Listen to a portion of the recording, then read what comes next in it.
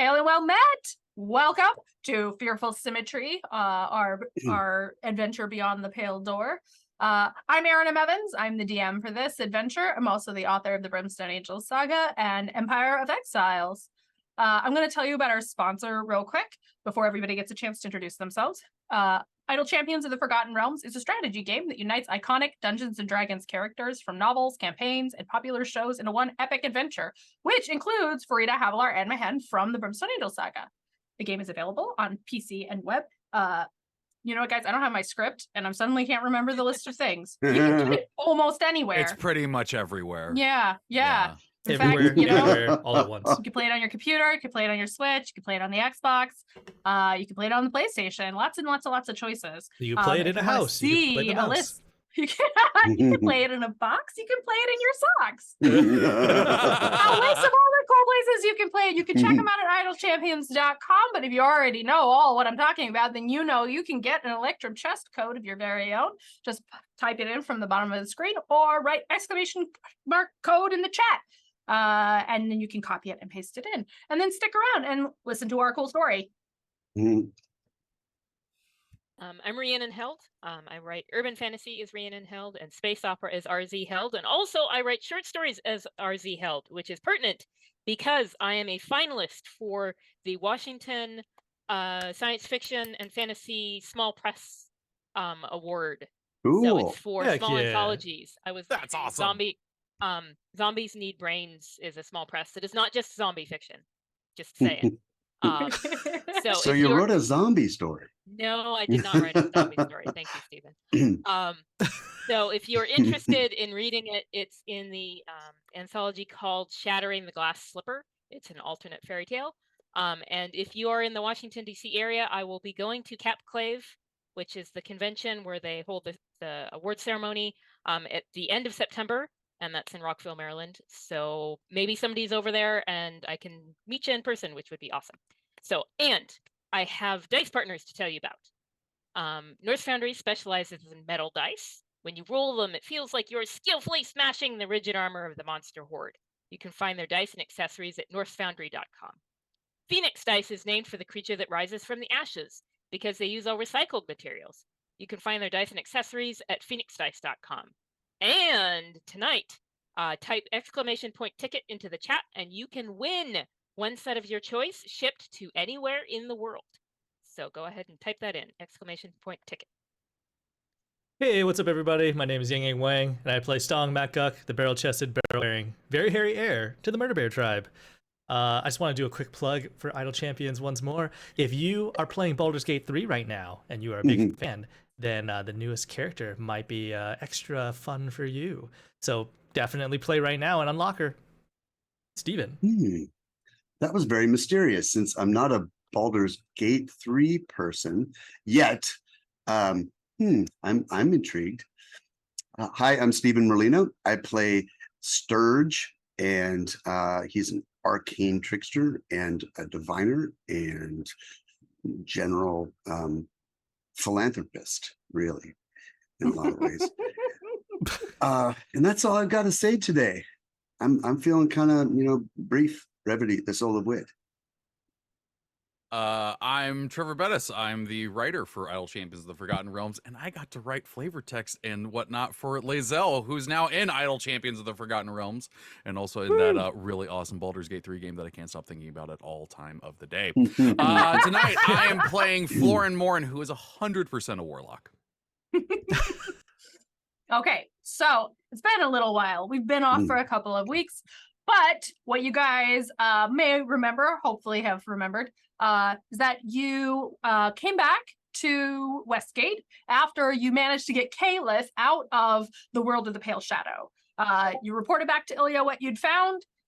You went out into the city to look for clues related to who your Pale Shadows might be and where you might be able to find them. Because you know now the best way to get out of here is to find that key that links you and your Pale Shadow.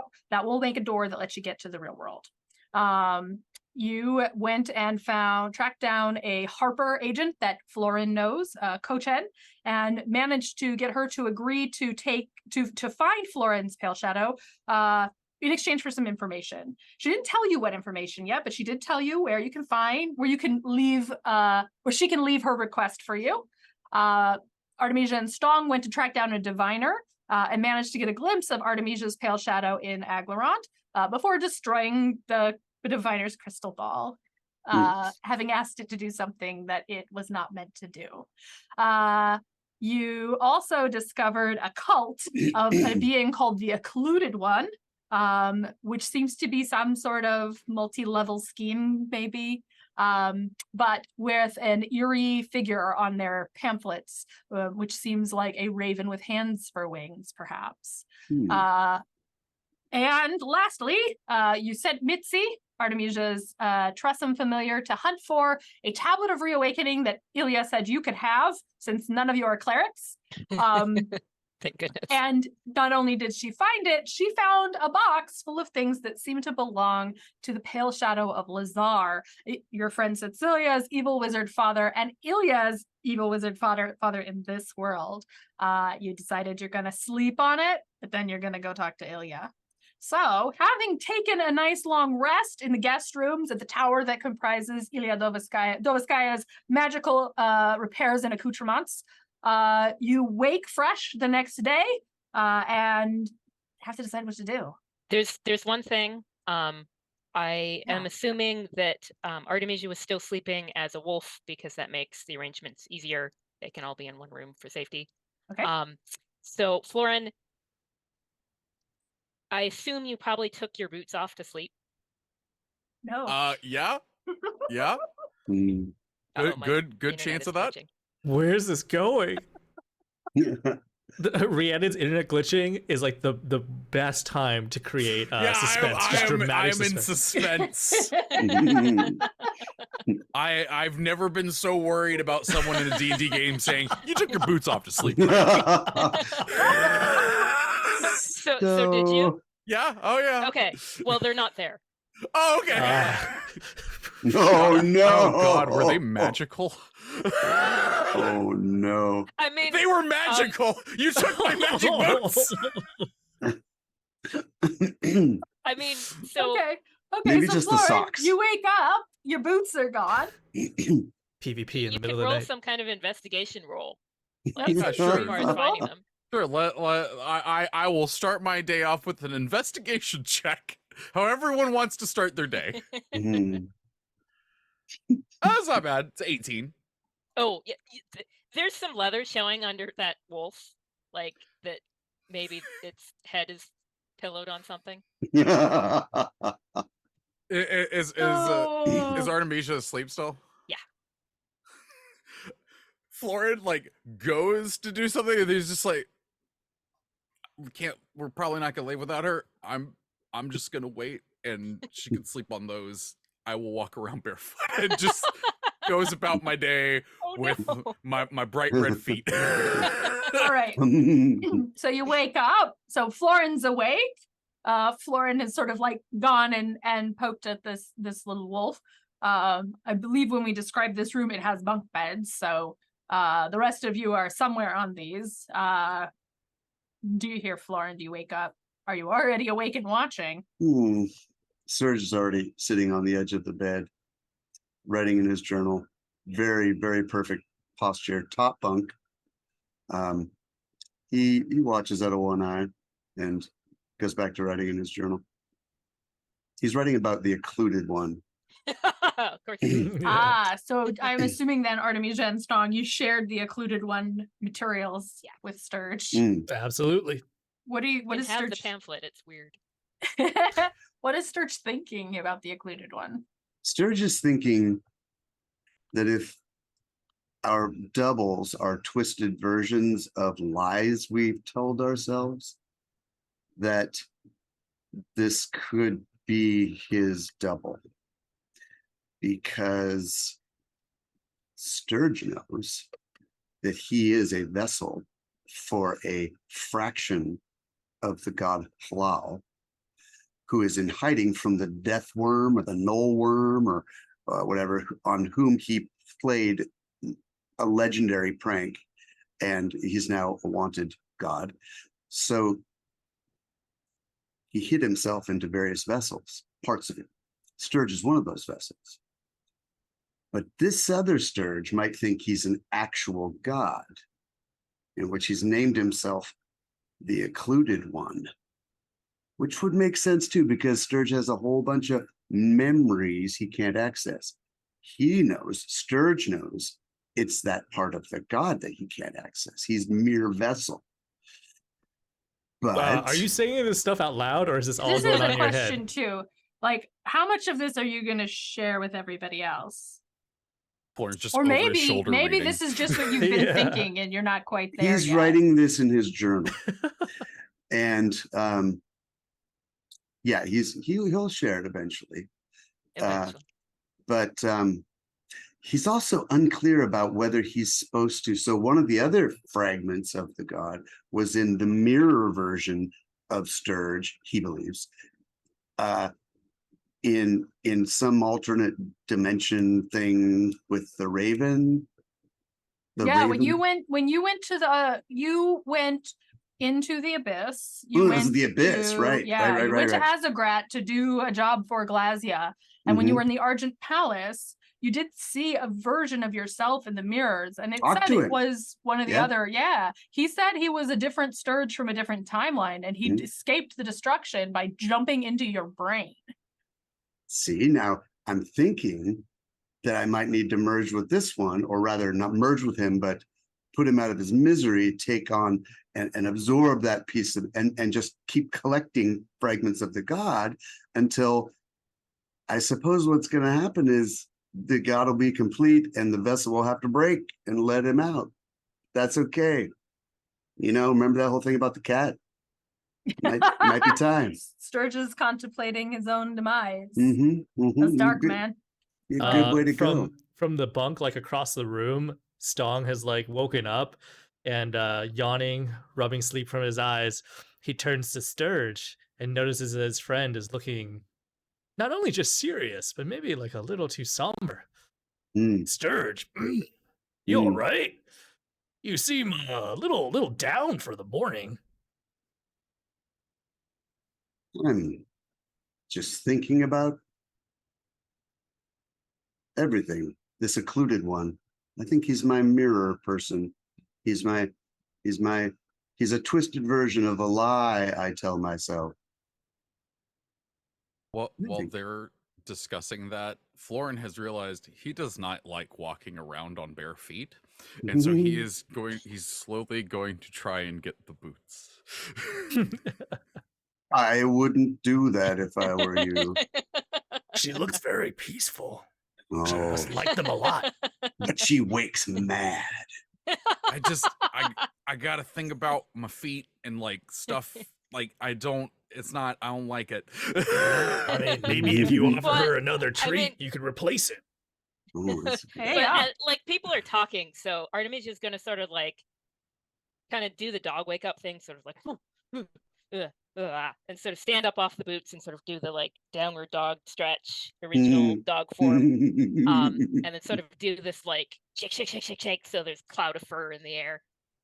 So the boots are like free for you to take if you want to take them quickly. She hasn't sort of Florin realized that- Morn suddenly turns into like 1990s Hugh Grant, and he's just like, "Oh, I'm terribly sorry. Can I just maybe if I can just grab the? Can I maybe? I'm so sorry. Tiefling, you. The wild thing is we live in a world where that wasn't out of the question at one point. But Right? anywho, In a different universe. Mhm. But if she's not going to protest, yeah, he'll grab his boots. she's not going to protest. No, she's going to turn back into a half elf, and then like with her scales, you can't really see her blush, but she's very, very flustered. It's pretty clear.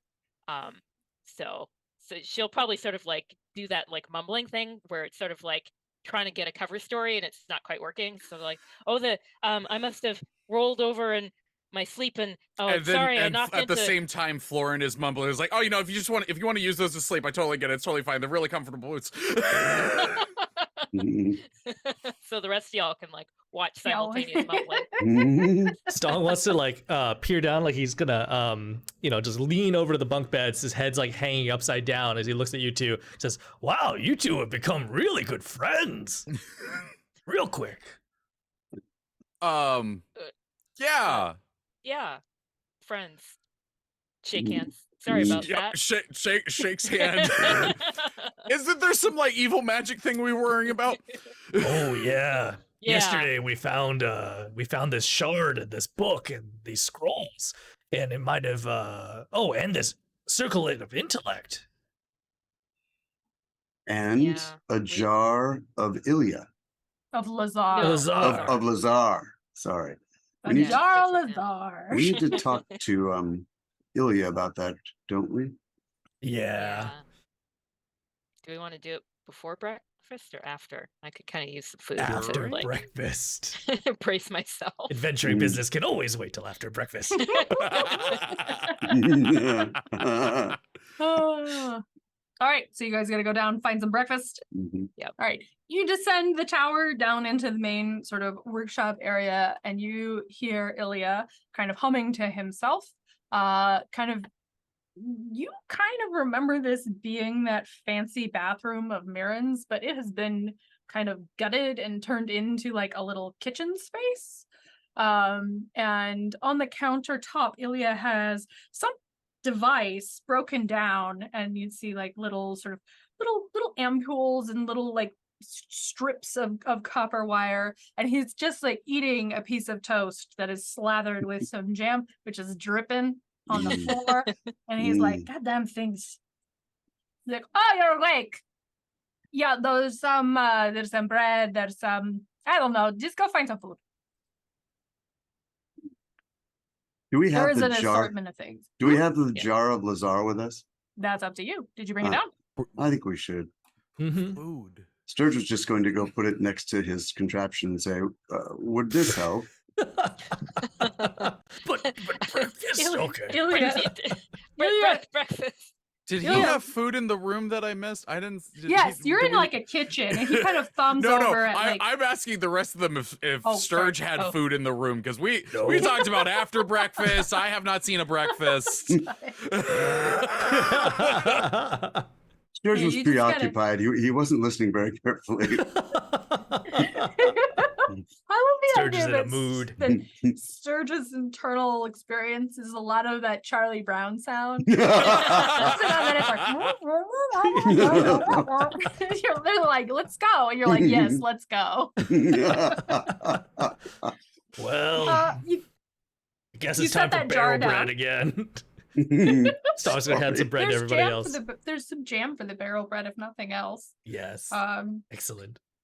There are, that seems to be, just for the record, before we launch into this confrontation, there seem to be like an assortment of things, although much like his counterpart in your world, Ilya does not seem concerned with organization. I would also recommend sniffing things, because maybe he's not super concerned with throwing things out on time. But there's definitely jam, there's definitely bread. And if there's something else you want to ask, you want to say, this is what I want for breakfast, I will roll with it and tell you how messy it is. I like the idea though that when Sturge sets that down and says that, like both Strong and Florin's shoulders just sink, and I just, without looking, pick up some bread, smell it, pass it to Strong, pass him the jam. It's like, We're just okay. gonna stand there while it happens and eat. You set that jar down, that glass jar that is full of these motes of sort of swirling green light. And Ilya looks down askance at it. And then he looks back at you, Sturge, and he's like, what the shit are you doing with that? So Artemisia, like when she's stressed, she suddenly is not hungry anymore. So she's gonna ignore the breakfast stuff and like come over. And so she's gonna sort of square up to Ilya and say, we found that upstairs. Yeah, I put it in there to lose it. Do you know So- what this is? Yes, that's why we were not happy to run across it. Why am I not happy to run across it?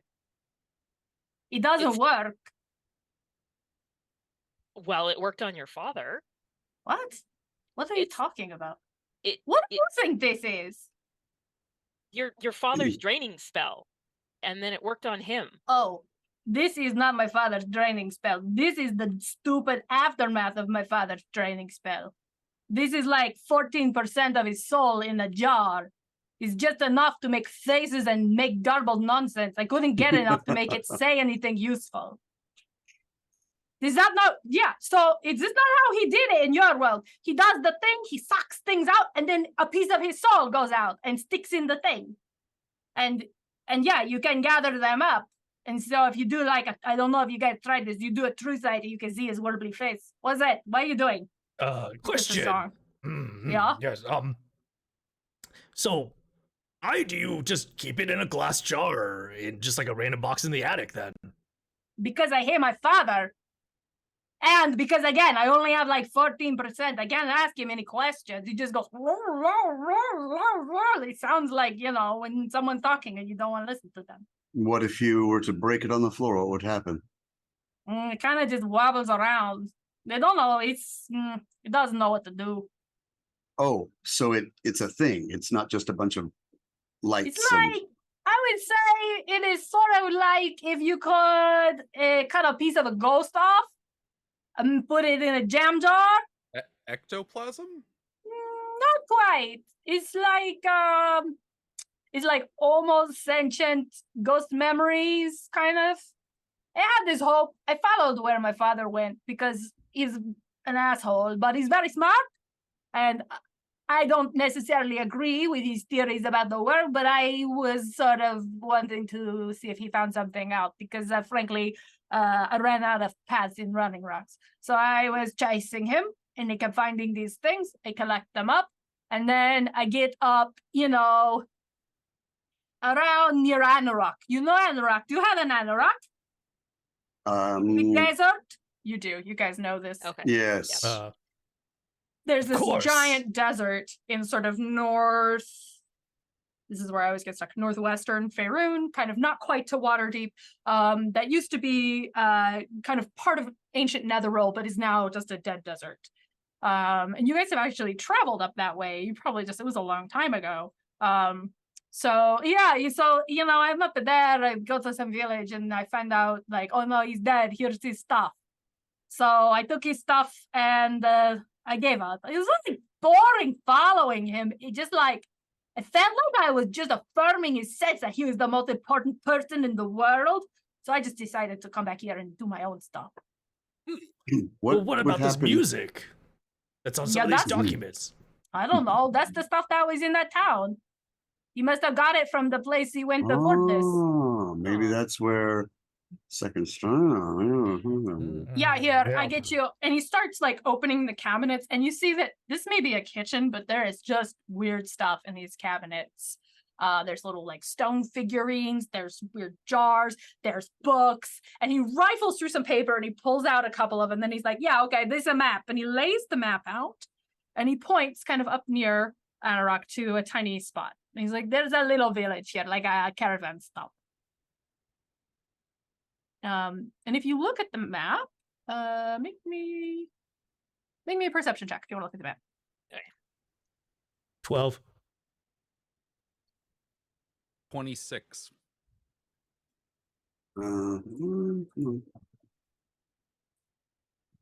That sounds like someone. I got 26 too.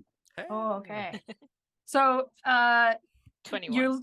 you guys, so Stong, you're looking at his finger and you're like, I don't know this place. This is just some little random spot. And actually I realized, Florin, you don't have this info. So you were just kind of scanning around for places, I maybe putting appreciate a things good together. map. Yeah, you're like, okay, so he could have gone in any of these ways, and I know these are the pathways, but Stirge and Smart. Artemisia, you look a little farther north from where his finger is, and you see a name you know. This is Lork. very close to Lork, exactly. Yeah. Okay. Ah, he didn't go far then, did he? I wonder Oh. wonder if Mirabelle's here too. That's what I was wondering as well.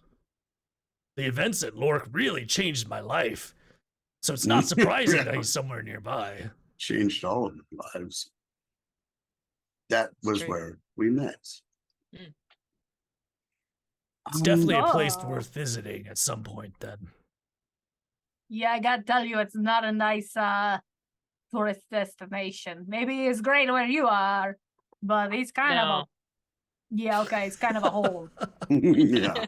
But can you teleport us there? Yeah, probably. That one doesn't have any wizards that are gonna get pissed off at me. Did you guys find a way to get to Aglarond?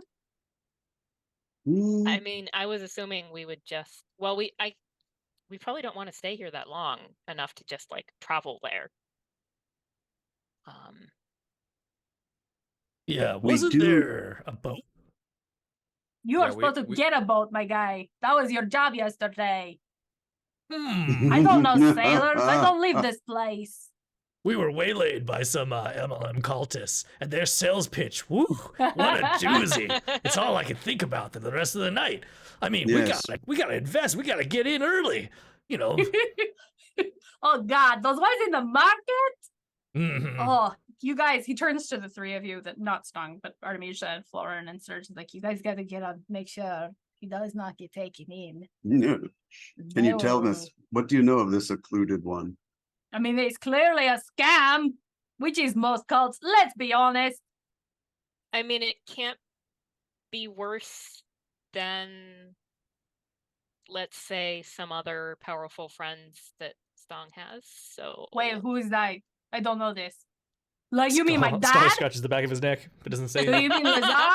I That would be weird if you're friends with Lazar here. No. I don't know if I should say this entity's name. She's gonna Okay. look at like But everybody. we can do Florin. charades. Can you write it down? Just How to, would we be friends? Well, that's worrisome. No. just because we're like playing a game, it's kind of like yes glass, but Yes, glass. yes glass, but you switch the two words around. Glass, yes? Yeah, close. Yeah, like Huh. But Okay, we don't have that here, I don't think. Is it possible that this person looks like a weird mummy thing? That's maybe the shadow of your friend? Okay, it was just an idea. It's just an idea. Wait, Stirge. Oh, sorry, Who's go the ahead. weird mummy thing? Oh, the veiled figure that took over Oh, Caliph. yes. Okay. By the way, I did some research. I think I might be able to try and pinpoint where the rift you came through was. And if you are right and your sister is still there holding it, we can maybe use this information. Can't promise anything, but maybe. Use the information how? I don't know. Well- Maybe we can just, we kill her and then you guys can go back through. no, Oh, you'd be Well, you could killing take me. like you. It would be fine. without the keys. Maybe. I don't know. You have to let Well- me run my experiments first. So like Caliph, the like veiled figure showed up when she left. Mhm. I don't know that I want to just like try my key when I get it. No, Like, remember, this was the plan. When we get there, when you guys find this thing, then you don't touch it. You, Artemisia, don't put your hands on this. Someone Yeah, else has yeah. to take it. Otherwise, I mean, if you want to leave, that would be a smart thing. But I would recommend not doing it if you actually like each other. Okay. So then, like, Sorry. once we have our keys and we're not touching them, like, we can take them back, Stirge, to the point where we entered. Maybe that would help us get out. Yeah, or maybe we'll figure it out. This stuff is All right. is maybe a little above you. I spent my whole life working on this. Can you remind me if one of us kills our double, what happens? I don't know. You should tell me what happens. I don't have that one. Okay. You have the evidence of a double killing, of a person from here killing a person from where you're from. Maybe, but I have never heard of what happens when you kill the shadow. So that would be useful data. Yes. But I don't think, for example, I'm not going to bail you out of jail in Aglarond. I mean, you can still do the teleportation thing. I think that, Yes. well, actually, I say that those wizards will definitely follow you if you're escaping a murder charge. So, I don't know. Keep it in your back pocket. All right. We at least need to stay here long enough for me to pick up the drop at the Black Boot, the information that Well, Kochen. Isn't the Black Boot down by the docks? You could Yes. see about getting us a ship at the same time. Sure. Yeah, just in case it leaves. I don't like, know quickly. how long she needs to get the information she was sent for. Stirge Yes. and Florin. Yep. Yeah, I'm gonna say you two. Make me a perception check. 29. Oh, Good Perfect. lord, I don't even think I could roll that high. 23. all right. I'm gonna give it to Stirge because yeah, that was really high. As you're talking, you sort of turn and your eye catches a slight distortion standing beside the door jamb. Okay, cool. And you, having experienced being invisible plenty of times, have a suspicion. mhm. Okay, give me a second while I remember what I can do. I'm just going to subtly cast Dispel Magic over there. Okay. You cast the spell magic, and the person standing beside the door is revealed. And it is Kochen, actually, who is standing there with her arms folded. And she gives you a little nod and says, I was wondering when somebody was going to notice. How long have you been there? Long enough. Your So you're ears heading burning? to Aglarond? No, what? No, Aglarond, not Stirge, Aglarond. she's probably been here since before we were awake. Oh, She all right. followed us last night, most Who- likely. She had who- breakfast who here. is Yep. she? This is the spider who we went to go talk to yesterday, and who is hopefully Oh. going to help find me. Oh. I had Oh, a so she feeling she was knows going to follow. about No, their- not Oh, yeah. all of that. He's told me a lot, though. I did. So she's going to kind of give you a bit of a look, like, what have you been telling randoms?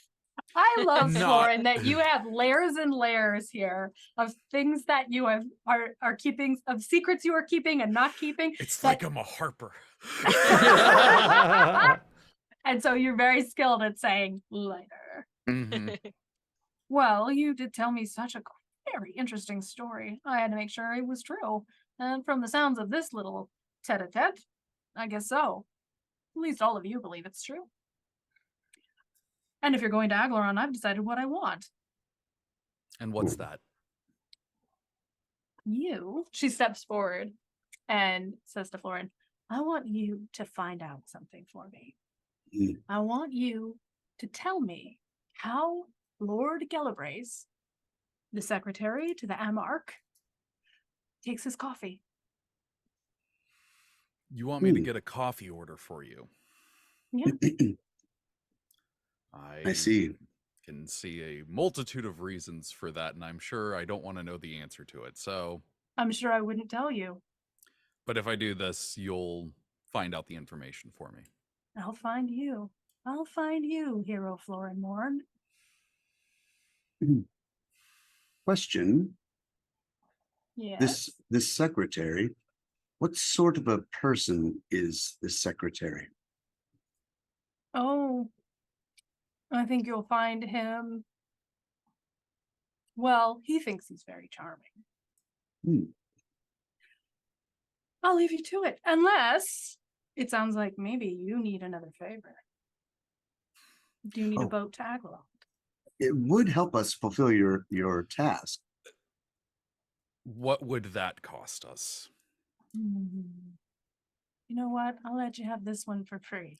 You don't give. That's not a thing you do. Can I do an insight check fair. on that? I want to do an insight check Yeah, on that. do an insight check on that. Oh, thank God it wasn't that too. 19. 19.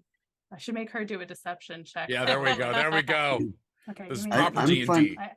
Oh wait, no, that's what happened. It's like I accidentally closed it, but I didn't. Sturge is very intrigued. He wants to read, since he just said you don't do that sort of thing. He's gonna try to see if he can. He does not, but he's curious. This is the kind of character he likes to try to. Back. Hang on, I built her just to be sure in case some stuff went down. Okay. In the meantime, I guess Stong looks at Florin and he's like, Right. if we just described her to me and I became real familiar, I could just I could do a sending and just ask like how they take their coffee order. Easy, right? That's probably not the best way to do it, but I appreciate the offer. All right, offer still stands. Just let me know All if right, you I ever will change keep your that mind. in mind. You get the impression that she is being genuine, but not friendly. Mhm. You think that in this moment, she's recognized you right now don't have anything to offer her, Mhm. except maybe this. But this doesn't mean she's being nice. Like, she's giving you something so you'll get what she wants, and also that you might be predisposed well to her later. This is a trick you've done yourself. So definitely don't like go, oh, we're besties now. But she is not like gonna spring something on you that you owe her for Okay, this. I'll cancel the friendship bracelets. Mhm. Okay. Then I think Florin will say, okay, when can we expect the boat? Well, let me see. Ooh. Well, okay. Captain Way, down by the docks, he often drinks in the Black Boot. He'll take a boat to Aglarond, but I happen to know he doesn't have cargo. So I also happen to know there's a warehouse down by the docks that has a surprising load of incense, which would sell very well in the Aglarondin market. So maybe this is what you do for me. You just broker that deal. Bring that incense to Captain Way and take the ship to Aglarond with him. So you And- want us to go steal some cargo and present it to a captain and have him take us somewhere? Pop it. It's already stolen. You're just the go-between. Perfect. And the drop we expect in the pipe under the Black Boot, is that still happening? Forget about it. If I think of something, maybe I'll ask you for it. But now I know where you live. I'll probably just come back here. When she says that, Florin does look at Illy and go, sorry. I mean, okay. Do you need any magic items? Because Yeah. I can be very discreet. I promise. It's She too looks bad him up we and were down and standing. goes, of course you can't, sweetie. It's too bad we're standing in the kitchen, because if we had been in the front room as soon as she gets revealed, the Steel Defender, hello and welcome. Yeah, I'm gonna have a talk with Ferris. He's supposed to stop stuff like this. I love it. right. Okay, then we'll get that set up, Okay. and we'll be back soon. And all right, cool. So you have that plan. Artemisia, I guess make me an insight check. Hey. Insight. Boom. What do we got? Ooh, yeah. 26. Okay. You have this feeling in the pit of your stomach because as soon as she says Lord Galabrace, you're like, oh no, I think I know him. And you are terribly sure in this moment that there's an excellent chance that is Martin Galabrace, who you knew in school, Yeah. who you had an ill-advised hookups with. This was your booty call? This guy was. You guys do not know this, but No, when you went to Artemisia's, actually, oh no, Stirge, make me an insight check. It's gonna be higher. Yeah, I forgot you guys went to school together. 24. You're also like Galabrace. Martin Galabrace? Yeah, look, And Martin. You look Martin. at Artemisia. You're kind of like you see this. Actually, let's do this one. Artemisia, make a deception check. Are you hiding Oh this? boy. Oh boy. Oh, And- I got a good modifier in that. So And fingers how does crossed. Sturge Okay. remember this person? Was he a tool? 25. 25. Okay, that beats the 23. So Artemisia is stone-faced. She is not giving anything up. You remember Martin as being, a tool. Like definitely one of the kids that were aimed at the there's a sense in these families that one day their child will be on the Symbark Council. They will be one of the wizards that rules Aglarond Mhm. because they are well positioned and they are powerful and they are rich and they have been there for so long. And he was not as smart, by far not as smart as he thought he was. And he was not as funny as he thought he was. And I don't think Stirge liked Martin. I remember this fellow. He was rather underwhelming sort, but well connected. And yes, that is correct. right. He had I'm trying to remember who he was friends with. So Artemisia is gonna like sort of look at everybody, and then sort of put her hand on Florin's elbow, like, and sort of trying to be like, oh, hey, let's go over here, but like she's kind of digging in a little.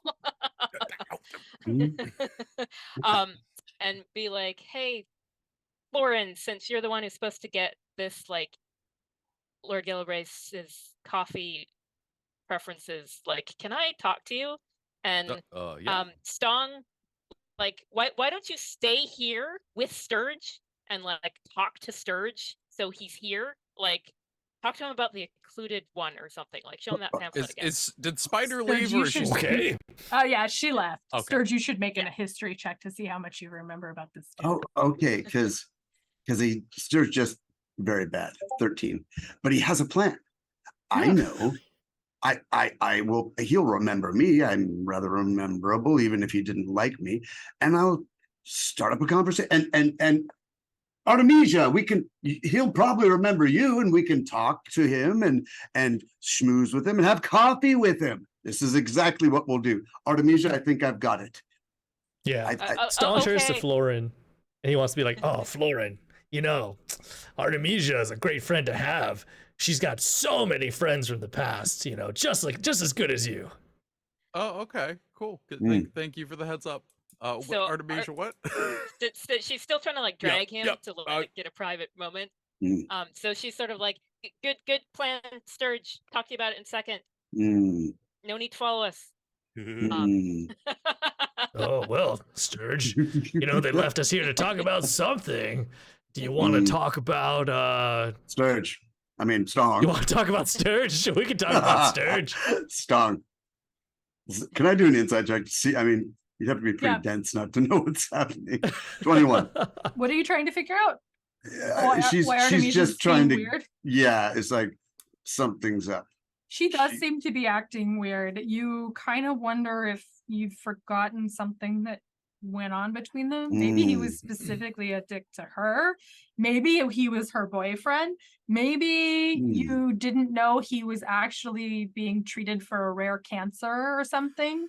You're not really sure. She's definitely acting weird, and that tells you there's something you don't remember about Martin. Yeah. But she has also rolled a very high deception check. Yeah. So it's not clear what exactly it is. Something's weird. Well, anyway, my plan will work perfectly, but I'll talk to Florin about it. I'm sure he'll give me a coffee. He'll have coffee with me. Old school chums, right?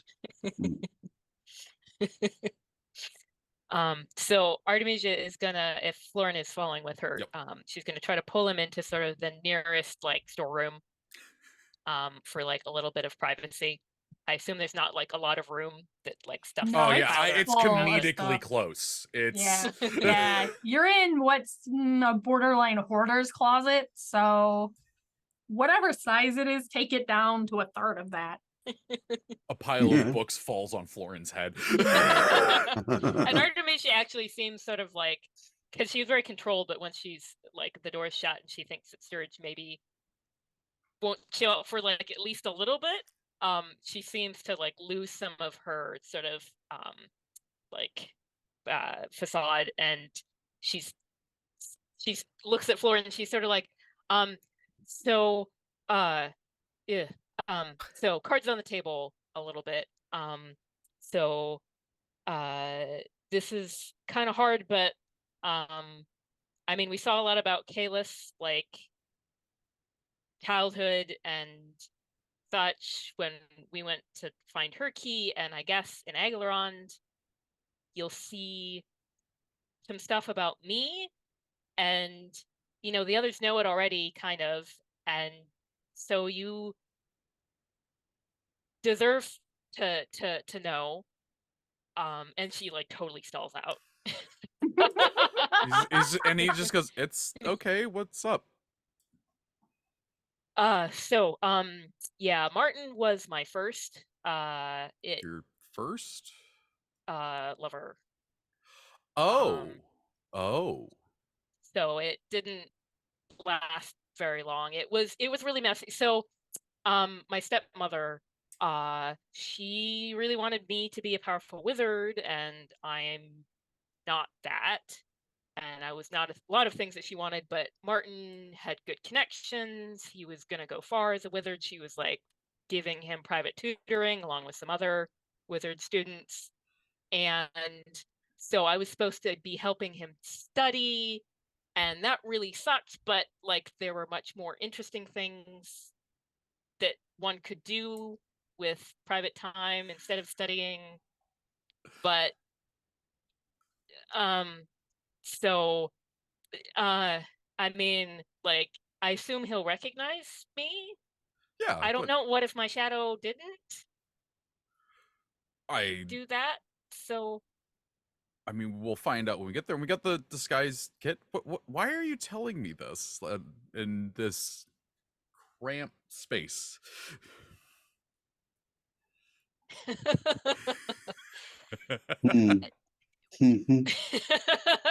Actually, I think this is the moment she's gonna look around and be like, "Well, we are very close. That was a calculation I made, but maybe I can brazen it out." She's not gonna back up or anything. She's gonna stand there like, I haven't noticed that we are like breathing each other's air.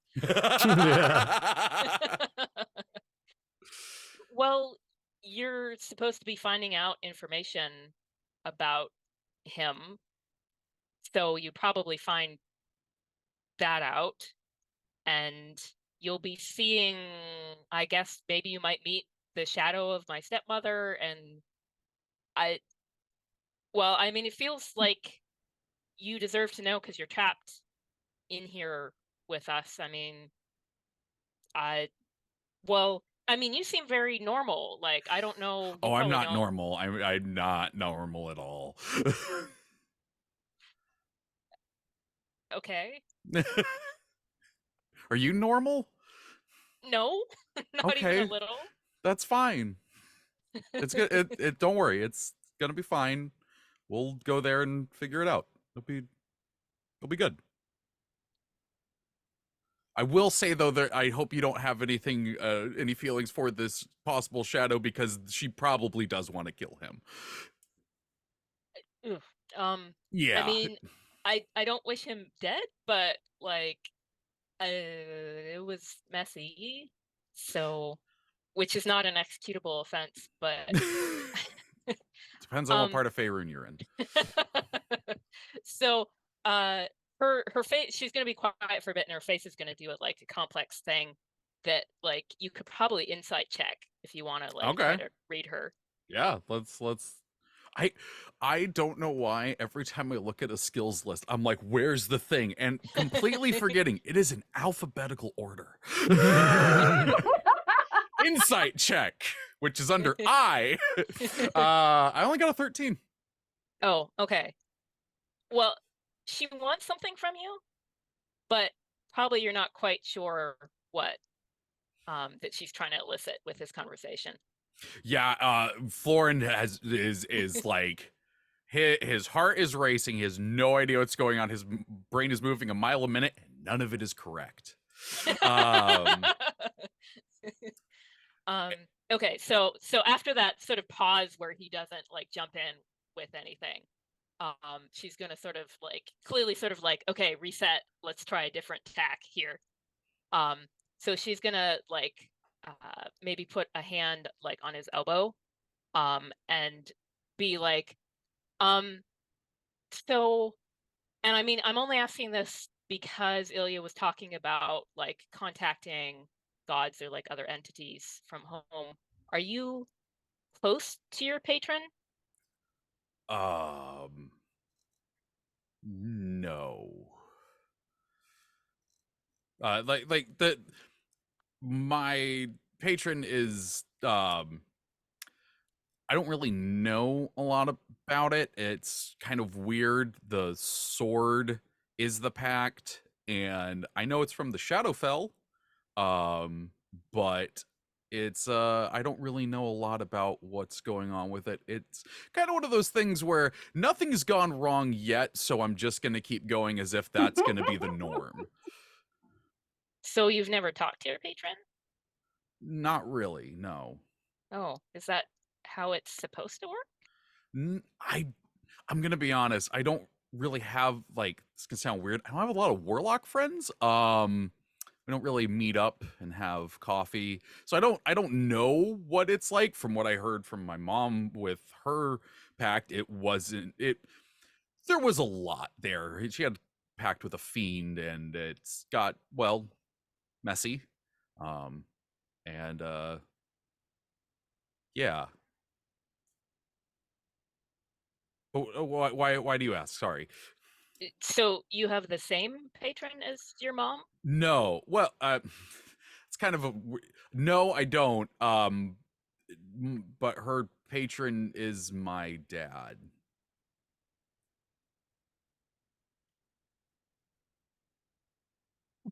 Oh. Yeah. Not normal suddenly has more meaning.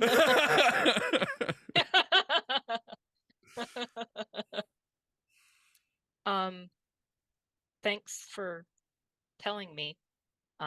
It probably you don't need an insight check to see that like she at this point like she was being vulnerable and she was hoping you would be, and now you have been, and so like she sort of like relaxed a little bit because of that. And the next part sort of like comes out in a bit of a rush.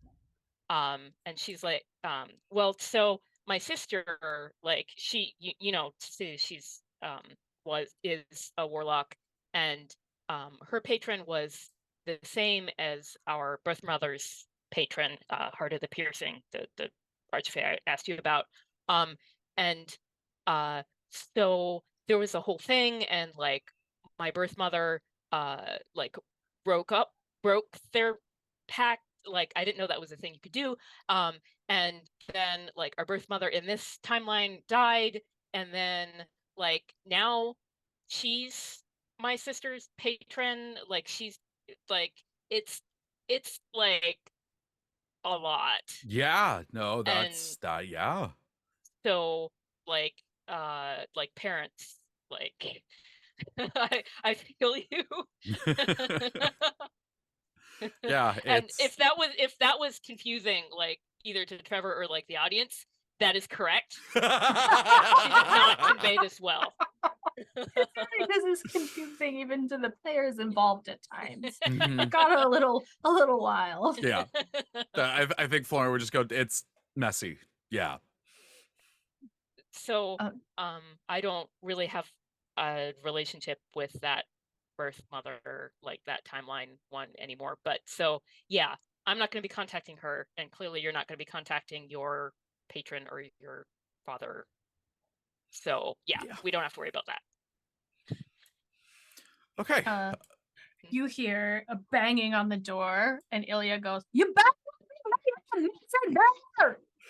So the door was really thick, and we couldn't. Can you whisper that through the? Oh, did it do the queue? thing again? Yeah. It's very Yeah, muffled. the noise gate. He goes, "You better not be making a mess in there." No, and he starts putting the books back on the pile. He's like, no, it's fine. And here. And Artemisia like is trying to pick up the same books at the same time. Yeah, so Florin has like full on turned his back to Artemisia and just mouths, what the fuck are you doing?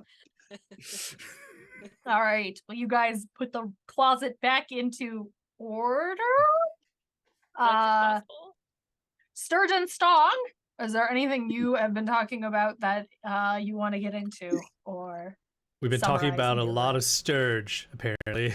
No, we've been talking about Lork and the fact that your shadow never really moved far from there. Must not have met with us. What were you doing in Lork that day? Is that where you lived? No. No. I was wandering through the land looking for new places to spread my music. Remember when we met, I was performing at the tavern. Great choice, Lork. That is a good, you're going to be discovered in Lork. I know that's where a lot of people go to get discovered. You know, I just went to whatever town was in my way, and I just performed wherever I could. Yeah. When you're trying to raise up as like an amateur artist, you don't really pick and choose your venues. You just take whatever you can. Yeah. The bar was they've got standards in Lork. That's good.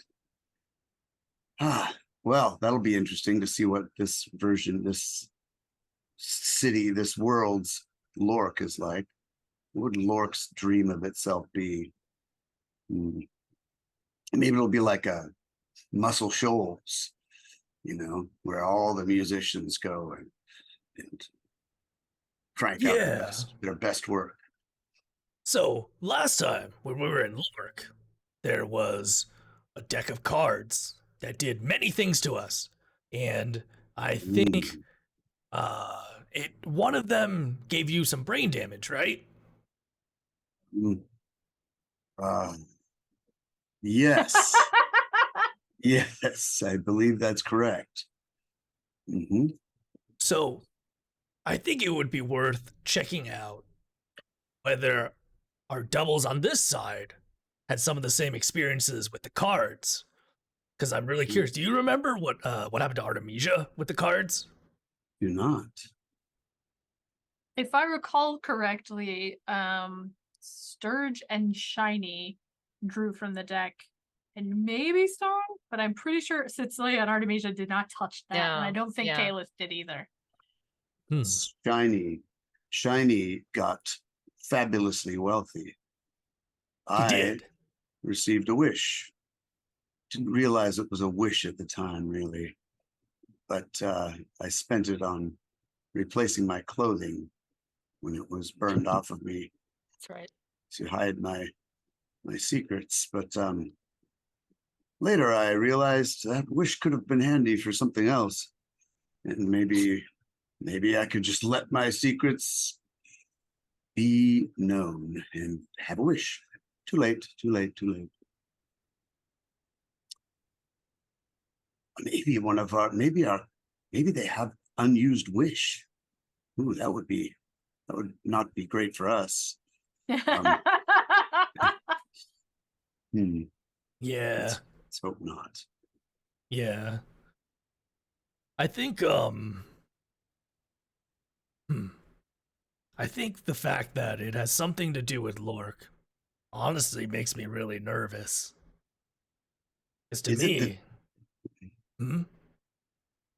Did they say that Lork is where that person is or near Lork? Near Lork. Okay, well, maybe it's not so bad then. What you guys got was that Ilya found out Lazar died in a little village near Lork.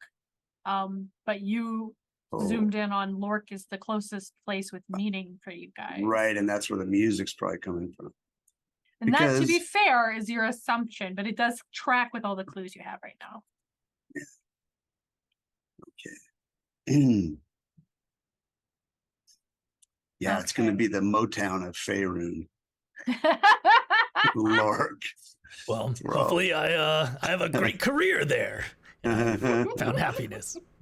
A whole bard college founded by Stahl. Could be the college of barrel throwing. That would be amazing. Barrel bards. Barrel bards. All right. If you guys are kind of finished information sharing and tying up your loose ends from before, you can head down to the docks. All good? Yep. Grab some food on the way. So you're going to head down to the docks to where Coach Chen pointed out. And I'm going to go ahead and just summarize this bit. You do find the boxes for incense, which are marked as grain, but smell strongly of incense. You find Captain Wei is the gentleman who was talking to Salt, the dwarf friend of yours, still at the same table, though Salt has left, and engage him to add the cargo to his ship and sail to Aglarond. And so you have found passage across the Sea of Fallen Stars back to your hometown, Artemisia and Stirge, I believe. Or maybe you just went to school there. That's right. You just went to school there. Are you from Aglarond originally? I think originally, yes. Okay. Yeah. So back to Aglarond. Yes. And actually, it's a little early for a break, but that's a wonderful place to split the story. So let's do the break now. Okay. And we'll go ahead and set up 10 minutes. We'll be right back and we'll find out what they find in Aglarond. And I'm so excited, you guys. Great. See you soon. Ciao. Pick up your gear and open your chests. Throw on your armor and head out on a quest. Hey, hey. It's a brand new day. On the Slow Coast, your allies will help with blades and bows and magic as well. Hey, hey. Heroes on their way. Fighting together against overwhelming odds. Fighting together in favor of multiple gods. Idle champions of the forgotten realms. Idle champions, adventure never ends. Idle champions, get your wallet there. Idle champions, you will say it again. Idle champions. Hail and well met. Welcome back to Fearful Symmetry. Our party has departed Westgate, headed for Aglarond. They've arrived. They will arrive when we start. But before we get into it, Rhiannon. We have a dice giveaway going on now. Phoenix Dice uses all recycled materials. They're really cool dice.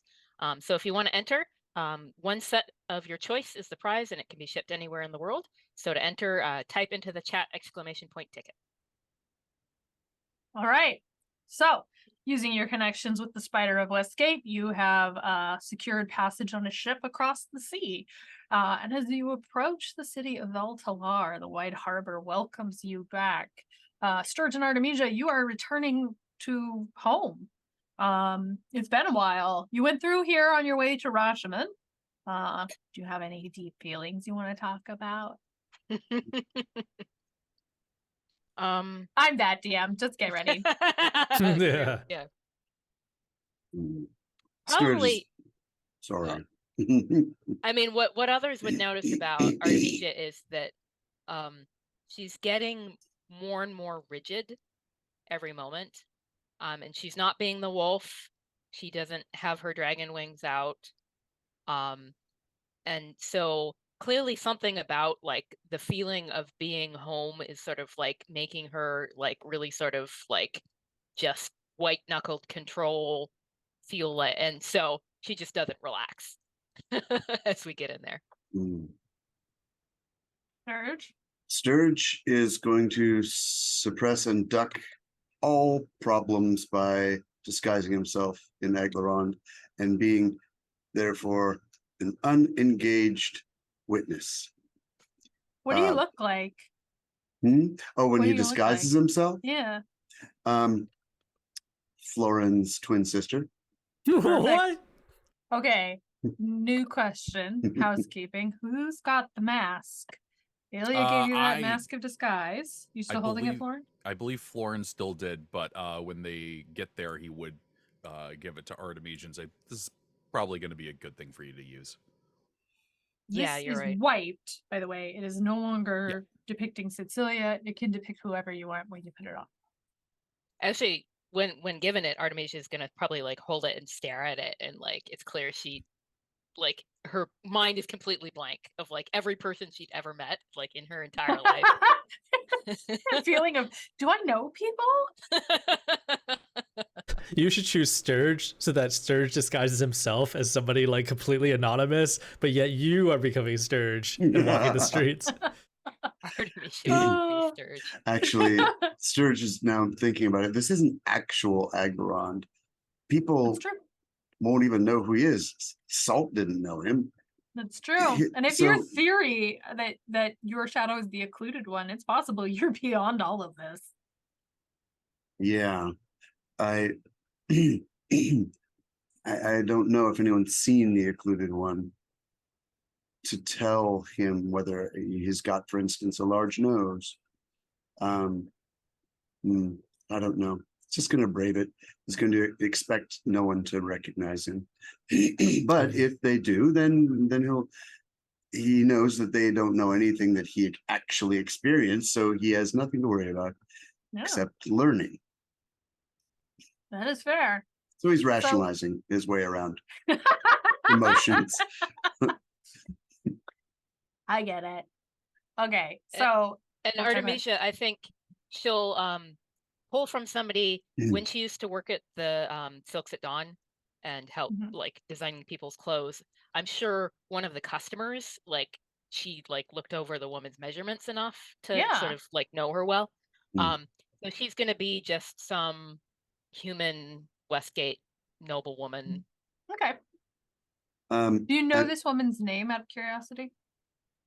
Or are you like, that lady with the blue dress? You You want to make a die of fate? Avena. Avena. Okay.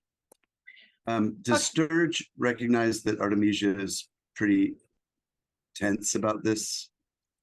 I mean, it probably doesn't take much to notice that. Yeah. So He's going to go over to her and say, you know, all that you remember of Aglarond, none of these people know about that. They don't know about your affairs. They don't know about your grades from when you were in school. They don't know about any of that. So don't let it. I myself was a bit upset about the prospect of going back there and facing all my childhood demons. But then I realized this isn't actually my Aglarond. They're not going to remember me at all, even if they remember someone who looks like me. And that I found was quite, it lifted a burden off of me. Perhaps if you think of it that way, it might help you to relax a bit, because I can see you're a bit stressed by it, and I understand why. yeah, thank you, Sturge. That does kind of help a little. Thank you. Think of the most embarrassing thing you did. No one here knows. Weird comforting. So in I your remember. time, Sorry. I remember the most embarrassing thing you did, but no one else does. Nah, I won't say. Oh, what I love about that is you just put in her head, like, what does Sturge know about? Right. All right. So you have been in the world of the Pale Door for a while, and you remember everything is reversed, like it's through a mirror. And so as you sell it to some of this, you've gotten used to. You've walked around backwards Westgate for a few days. And for the most part, you've kind of like clicked into, oh, okay, I turn left when I would turn right at home. And as you sail into Veltalar, sailing east across the sea that shouldn't be there, suddenly you're hit with that strangeness again.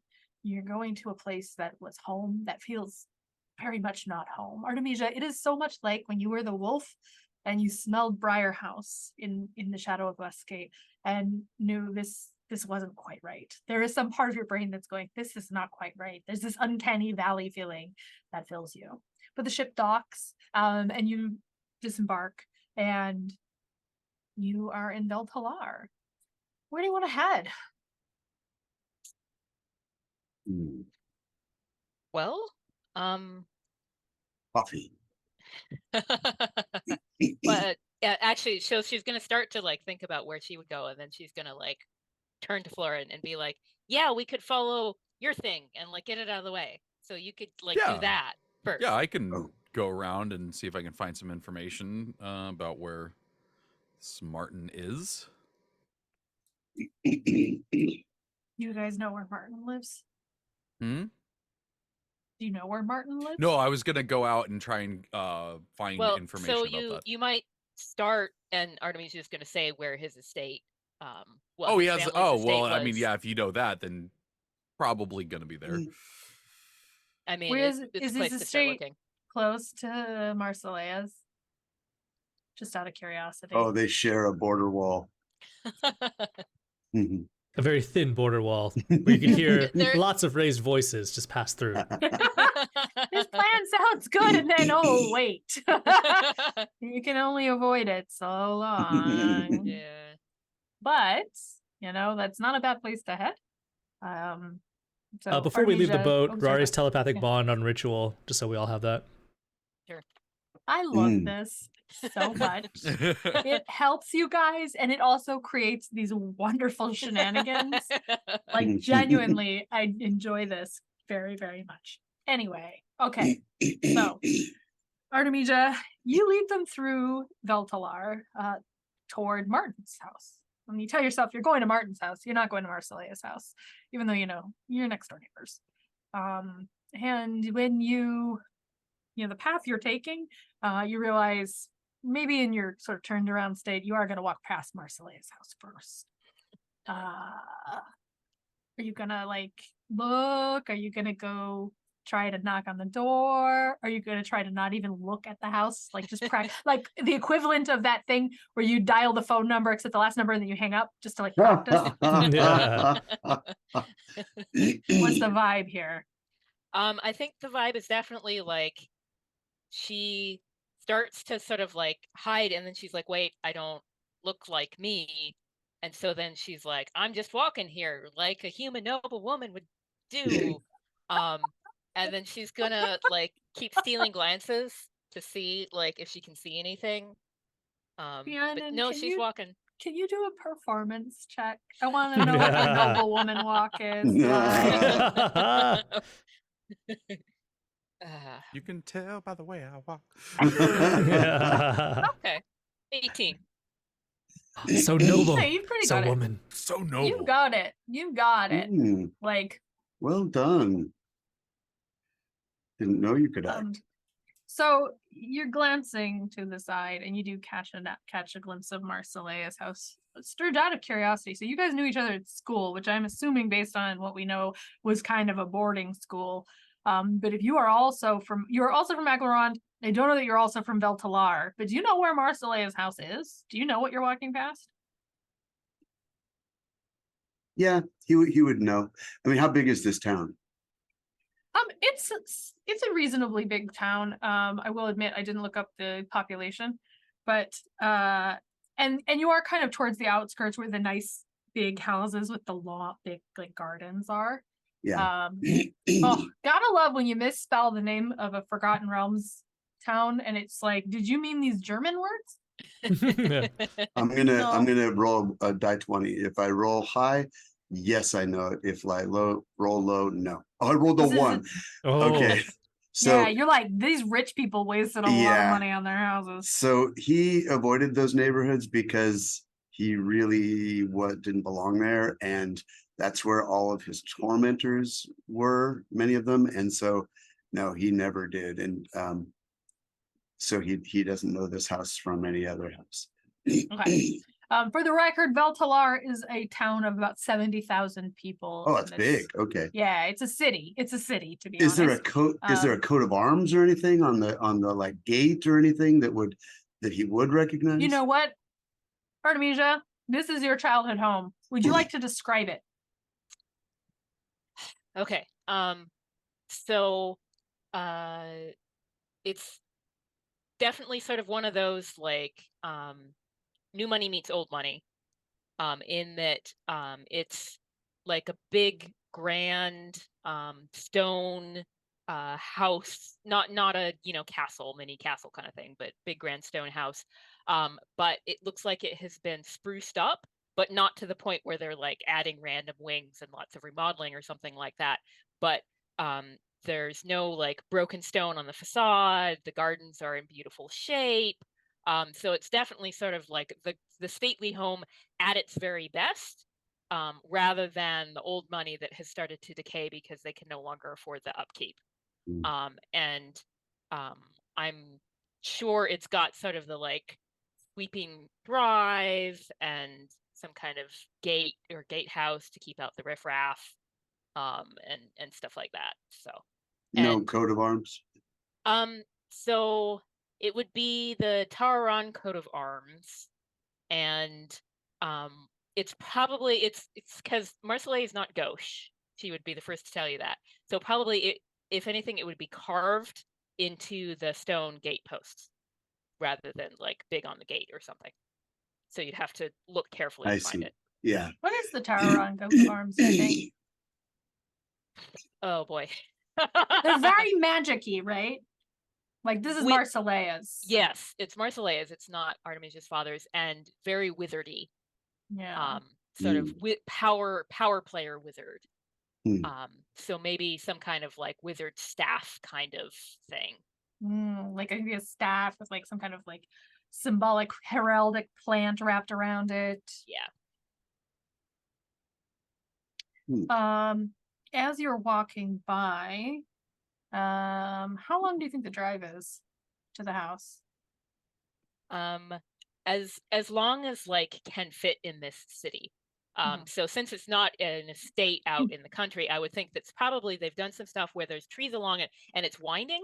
So like it takes you longer to get to the house and you're not like looking straight at the house's front door. But it's not like crazy long. Okay. But long, but close enough that you could hear the voice of your stepmother. Yeah. If she was which you angry, do. especially. You do hear Marseilla's voice. Let's say, give me a perception check. Okay.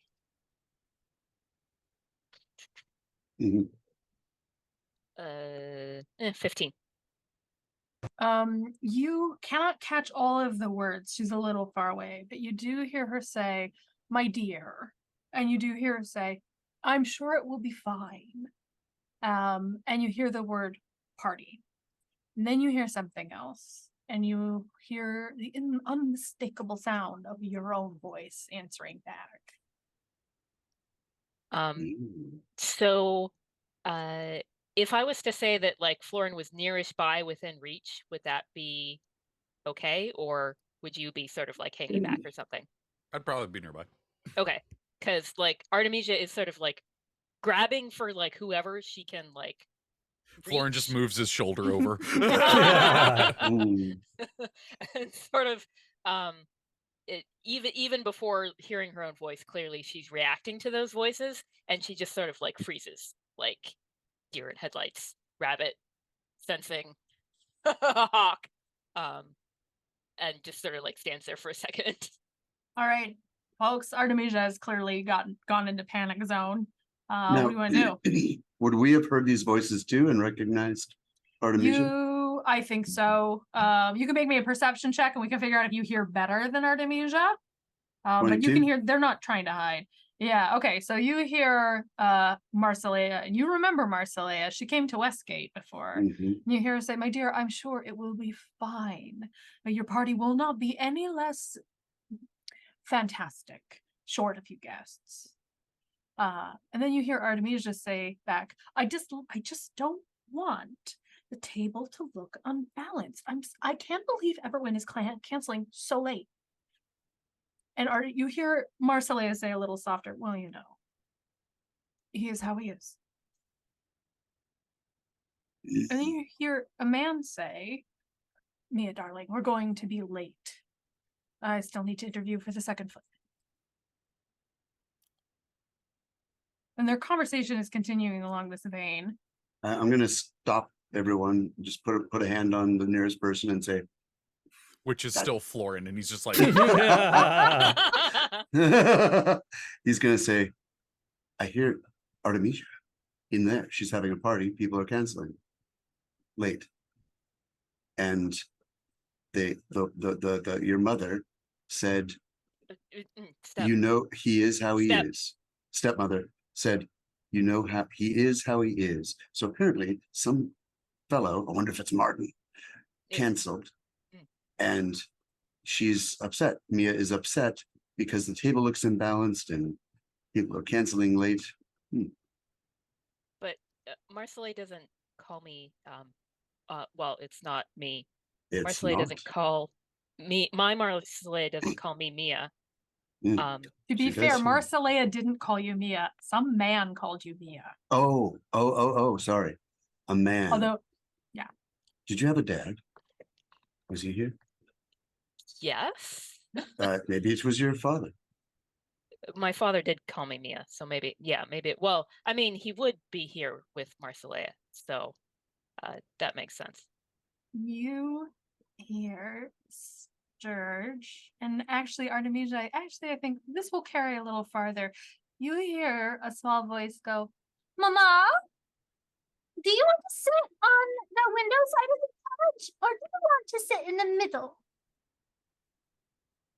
You have a younger sibling? And then you hear another voice say, "I want to sit beside you, wherever you sit, mother." You have siblings? And then you hear Artemisia's voice say, "My sweet children." Oh, got two of The them. one with the wellies. I'm gonna note, Rhiannon, I did not make them call Artemisia mummy because they didn't want you to have Nathaniel Thank you. flashbacks. I thought it was Nathaniel when you first started doing that. I would I was very tempted. And I think we broke her when that happened. So Can I do a perception check to see if I heard the thing the dude said? yes. Ooh, good call. Oh, it's 25. Yeah, you Woo. super heard him. Okay. He says he needs to leave. They have to interview for the second footman. Yeah. Okay. You guys also hear like horse hooves. Like it sounds like a carriage is kind of rolling up. I do think that Florin would be like trying to like calm Artemisia down. It's like, it's not you. It's totally fine. This isn't real. This is just a thing we are going through right now. It is not a forever thing. Oh, unless your other Mia married Martin. You are not helping. We have two children. Oh, I mean, whoever it is, you must like them to have two kids with them, right? Well, well, Um, so hmm. should we? Maybe we should try to crash the party just so we yes. could find out. I'm not gonna lie. Those thoughts have already gone through my head. Just trying to make sure you're good. Are you? How are you feeling?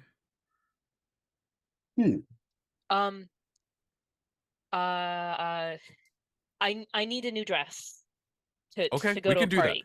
In the meantime, And- hang on one quick second, and then he's gonna turn to the other person touching him, Yeah. and say, "How do you feel about being a second footman?" I was just thinking that I would take out the new footman. No, Take on his I'm not guys. saying you need to kill him. I'm just saying, just maybe, just get there first. Oh, just to take out doesn't mean kill. It just means put them to sleep and tie them up What does sleep mean to and you? put them in a trunk. And put the trunk on a carriage and send the carriage away. Oh my god. It's like working with the Zentarum. Okay, well, just make sure they're okay, but I think that's a really good idea besides the possible death of someone. Okay. And since we don't know when the new footman's coming, I'll take out the first footman. And then I'll train the I'm new just so footman, concerned about and the I'll words train you them use. by saying, your first job Stirge. is to take the night off. Stirge, And I then I'm think the- Florin is the first footman. That's why he doesn't want any of these things to happen to him. What? How am You guys- Actually, I think that'll snap Artemisia out of it a little bit, and she'll turn to Florin and be like, this is not unusual for them. I'm sorry. It's okay. Do you want to go dress shopping? Yes. While you guys are chatting, the gates open and that carriage rolls out. Put that footman on the back of the carriage. No. Mm. You got so excited. That would have been so easy, so fast. Just gonna Some take this guy. dude out on the street. How close are you guys to the gates? Probably not far. Yeah. Yeah. I presume we Like wouldn't be these are walking in the streets. middle of the street because of carriages. So I wanted to find an opportunity to cast Oh, yeah. Mind Blank on Artemisia while okay. Stirge and Florin's conversation was happening, because it looked like she had some mental damage going on. She looked very anguished, That's and this fair. is Stong's way of trying to help. You're immune to psychic damage. You Uh, cannot be under the effect of any divination spells, or like can't have your thoughts Marcelea read. is a diviner. So Yeah, that's exactly, good. exactly. I like it. Thank you. It was more for the Okay. mental, because Stong just felt like you were having some mental anguish. He thought this is the only thing that he could really do to help. I appreciate it. Stan. Okay, so first, does anyone want to look at the carriage as it goes by? Yes. Yep. Okay, make me a. I guess we'll call that perception. 28. 28. 7. 7. That carriage is stylish, Song. You're just like, oh, Artemisia's got good taste here too. Oh, maybe like some of the sunlight like gleams off the gold and silver and blinds me temporarily. Yeah, It's so tasteful gold and silver. tasteful. Painfully tasteful. Stirge, you look through the window of the carriage and you see on one side, you see Artemisia. She looks just exactly the same. Although you notice you can't see, she's got a little point to her ear. There's definitely a hint of that elven heritage going on. This Artemisia doesn't have that. And Artemisia likes to wear her hair in sort of like lovely braids. And this one kind of has her hair kind of coming down the side. I will say it's not like she's like full human, but it is very rounded. There is a little girl sitting next to her, who has sort of blonde hair and pale eyes. And then there's a little boy that's on the farther side. You kind of get a glimpse of him. Looks a lot like the little girl, dark hair. And on the other side, you see a very handsome young gentleman who is wearing sort of a high collared jacket. Again, very polished looking. And it's going by very quick, but you do a quick inventory. You see all 4 of them. Is it Martin? No. That is Should not be. Martin. It's not Martin. Do I recognize him Make from me, school? what are we going to call that? A history check. I won. No. No. That, you're 100% sure in this moment that you went to the same school as Artemisia. Well, I'll turn and I'll say, you have 2 lovely children in this world and an exceedingly homely husband. Okay. His nose is about this long. So my armor is red dragon scale armor, and it allows me to focus my senses to magically discern if there's the closest red dragon within 30 miles of me. Oh my God. You do not get a vibe from nearby. There might be dragons in the countryside. Were we worried this dude was a dragon? Oh, yes. Yeah, you know.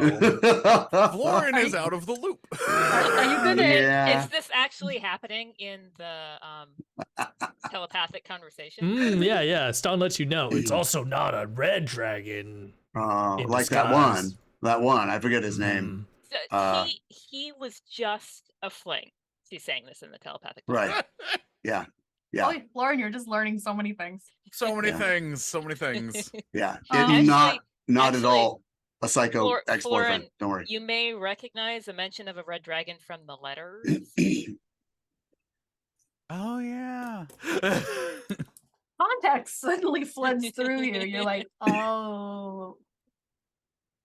The unfortunate thing about being a player with ADHD, it means that all of your characters also have ADHD. Hilariously, I did give him keen mind. You know what? That just means your brain makes associations in its own schedule. So just now you're like, oh. Mhm. job. Everybody roll me a d20. 14. 6. 10. 6, really? Mm, All right. Oh, I got a 20. I don't know if that's good. Oh, heck yeah. Okay. No, you want low on this one. Well, I'm Okay. busy playing 2E modified in another game, so Mm. Okay. Do you want to follow the carriage? Now, from the excuse me, from the conversation, was it Artemisia that was going to interview a footman? No, it was the guy. No, the guy who seems to be her husband. So it was Artemisia and the two kids. Or was the guy with them in The the guy carriage? is in the carriage. Oh, then yeah, I think we should probably go along that way. I'm confused. Question.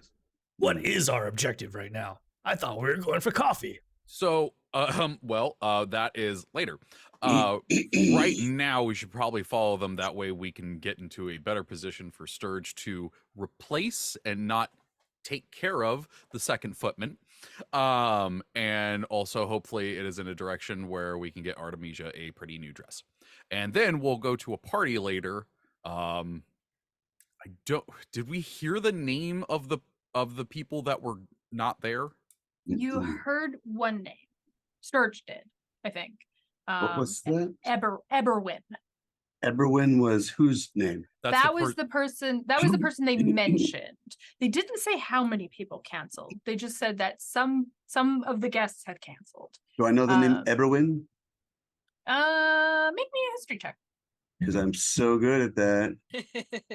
Boy, I'm also A a one. bard. A Oh one. my god. I want to I mean- roll I did because I'm a not- bard. If you're using digital dice, change the dice skin. I don't know how else to fix a digital die. I also rolled a 1 for history. So Oh my god. No, you're like, eh.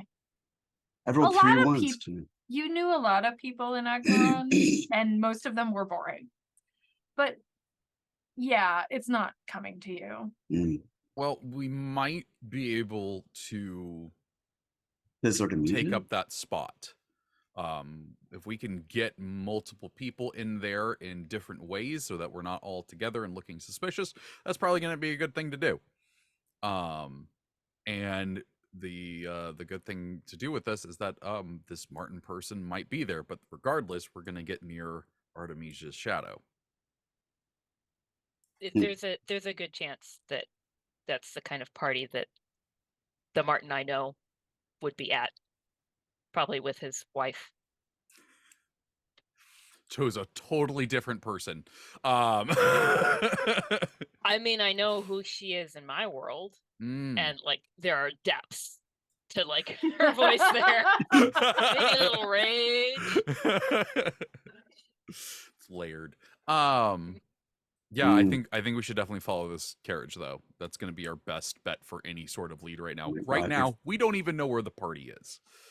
Sturge is going to try to run with his long stork-like legs and catch up to the carriage and hop onto the footman's rail in the very back and just hitch a ride without anyone.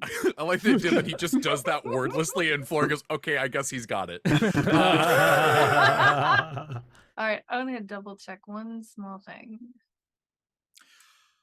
Is there anyone standing out at the house right now? There's some guards by the gate.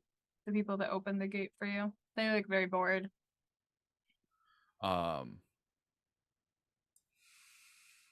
I'm thinking of a plan that could go south. I love it.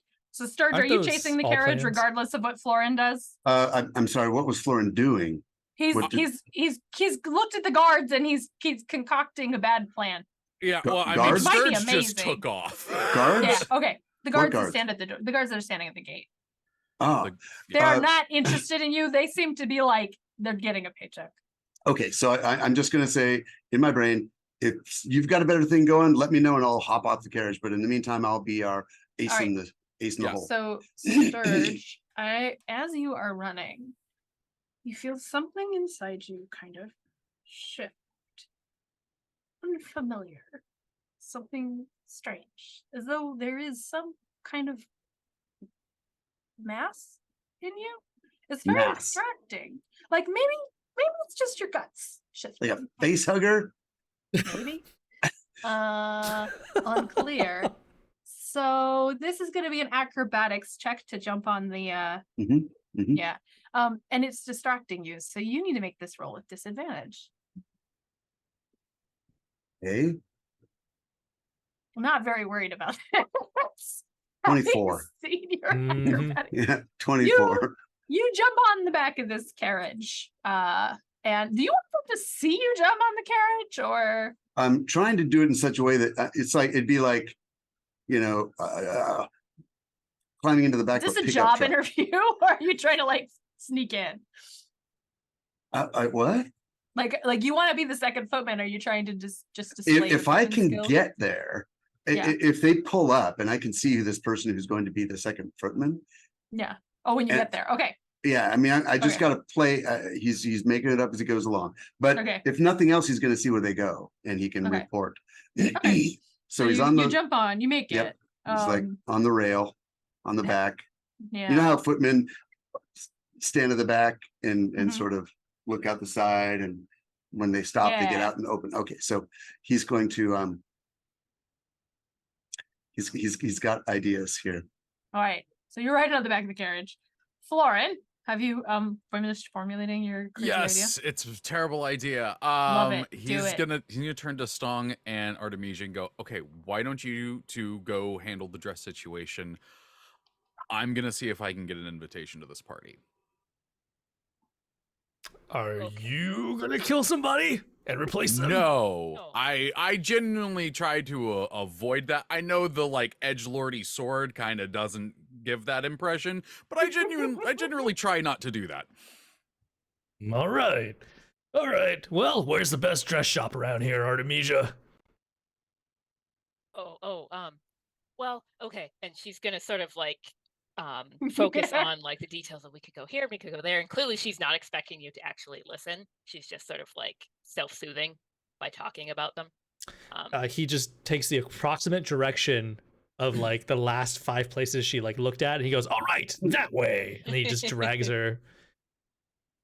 She is Artem- very content to be dragged. Artemisia, out of curiosity, you didn't look in the carriage.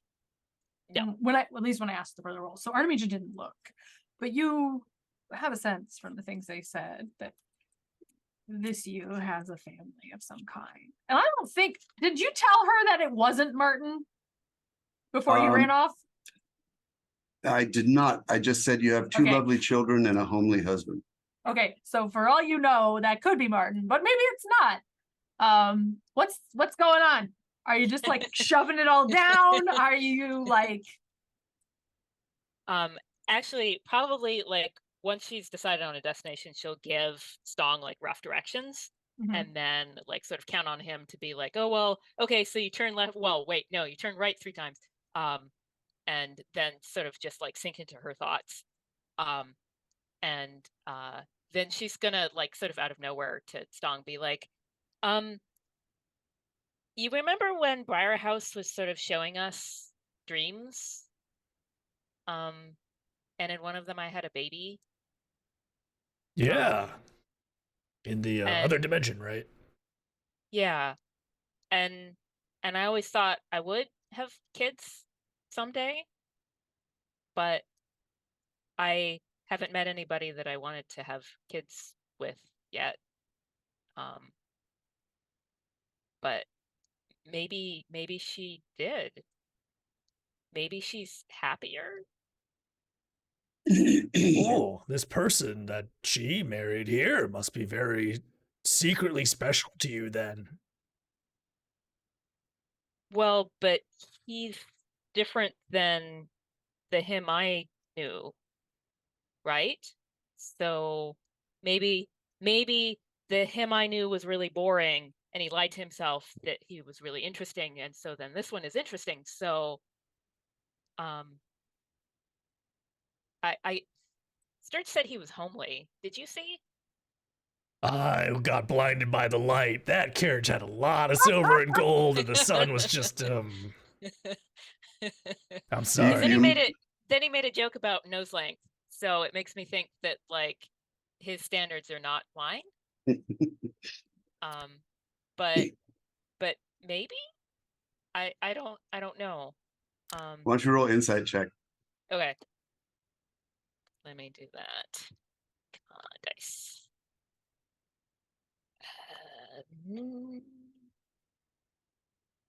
14.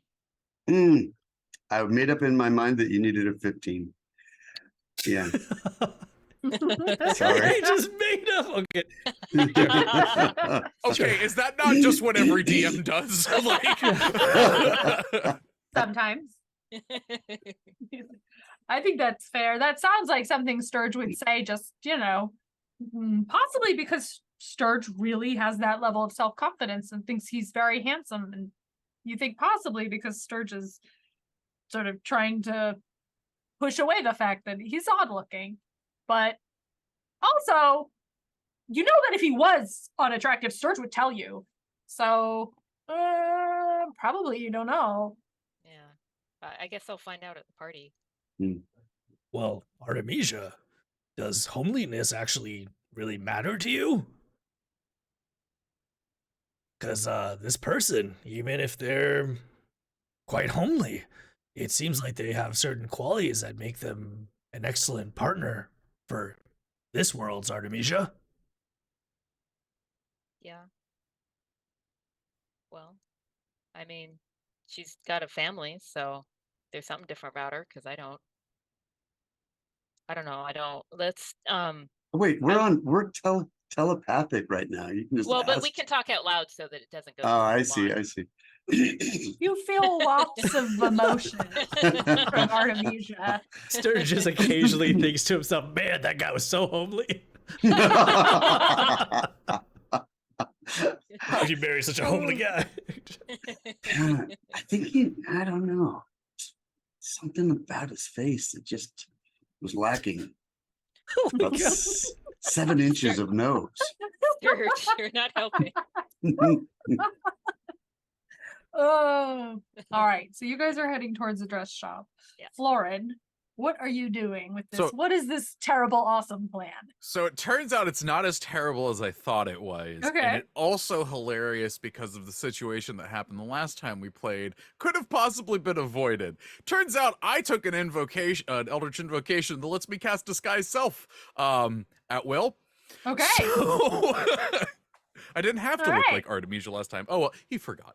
So I think, so what he's going to do is he's going to go to an alleyway or something like that, something where a lot of people can't see him, and is going to use Disguise Self to make himself look like an elven man, and not fancy, but like fancy-ish like butler's kind of clothing and whatnot, like Okay.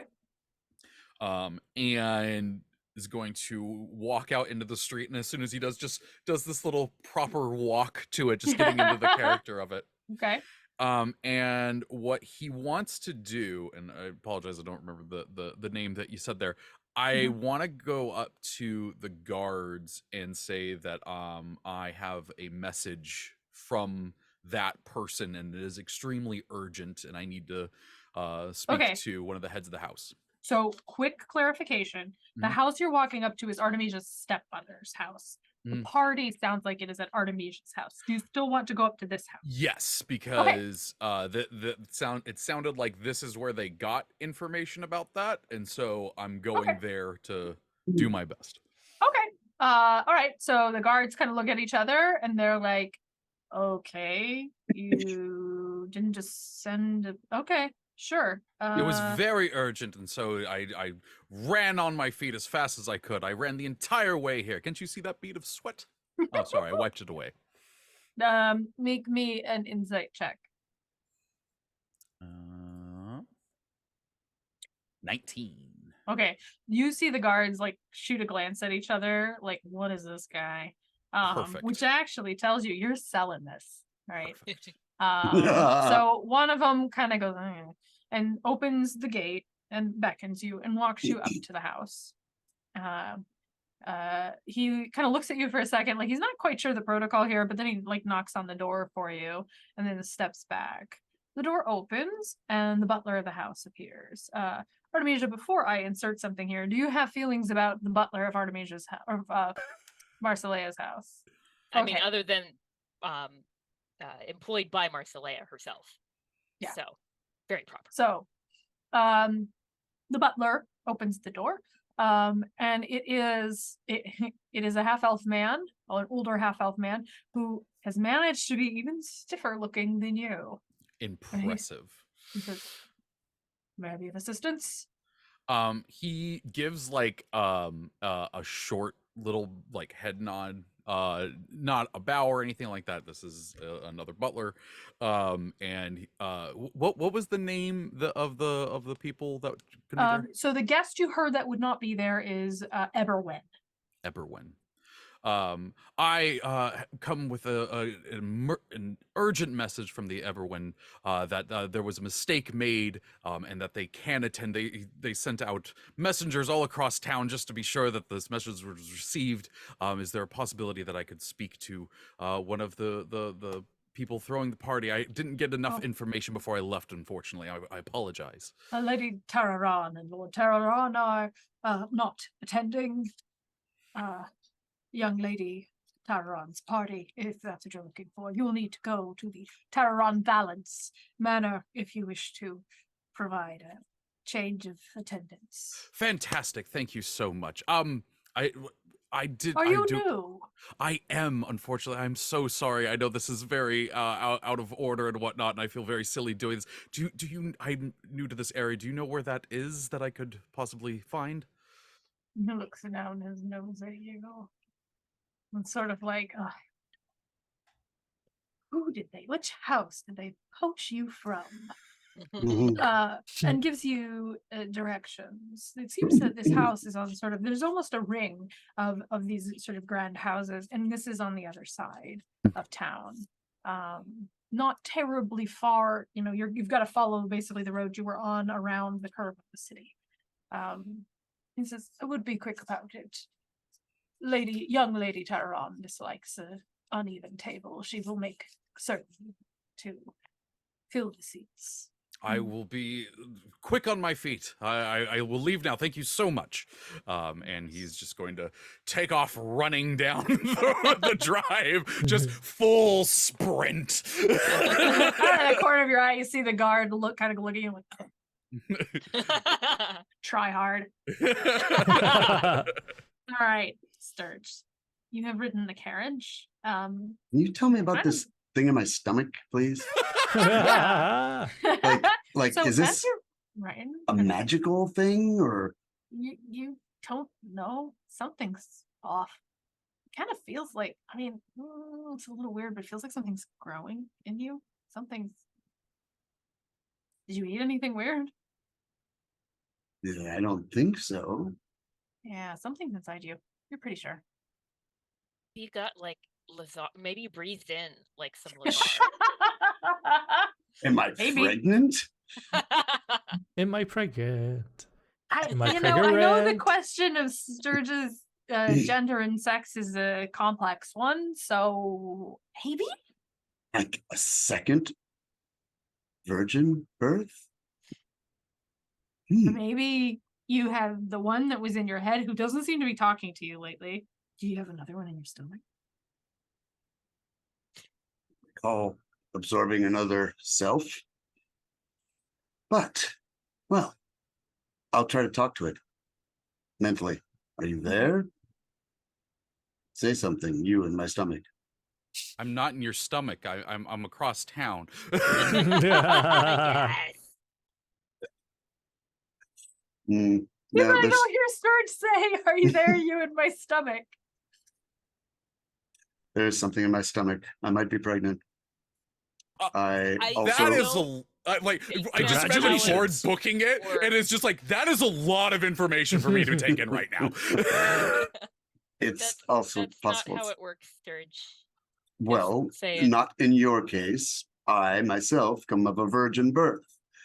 You may not know this about me, but it's possible another one has occurred here. Maybe it's a species thing. Maybe I'm not human after all. Anyway, it's also possible I have a parasite, tapeworm, something like that. Ilya's filthy cupboards, probably infested with tapeworms. No, you did notice that some of the stuff in there was wiggly when it shouldn't be, maybe. Had a midnight snack. I didn't really see what I was eating. It's just extra protein and flavor. Don't worry about it. Probably, yes. All right. So tell me about this carriage. Well, the carriage rattles around the Mhm. the arc of the outer ring of Aglarond, Mhm. and it slows as it comes up to a manor house, very Mhm. similar to Marsalea's, and they pull the gates open. Cast invisibility on myself. All right. The Interesting. So the carriage rolls in and heads up the drive toward a very large house. It's 2 stories. It's got kind of these spreading wings to it, and a very impressive entryway. Let me check Sorry. one thing. Really And quick. if there's a bush or something I can just hop off of and crouch behind, then I'll continue to stealth behind the thing. But I want to keep using cover. Okay.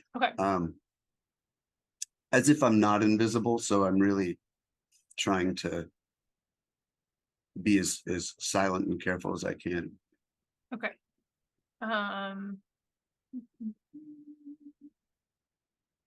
Okay.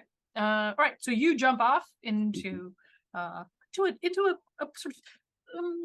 a patch of these sort of spreading flowers, these arches of crimson blossoms, Mm. and sort of tuck yourself in. I know it's kind of academic, but could you make me a stealth check? Yeah. Well, but you you need want- to make it at disadvantage because that wiggly thing is very much taking up half your mind. Not liking this wiggly thing. No, the wiggly thing is not fun. I wonder if I can make myself throw up. I might try to do that while I'm in the bush. Okay. Okay. So Very stealthy vomiting sounds. all right, what was I rolling Yeah. against? You're rolling stealth. 28. Okay, it disappeared.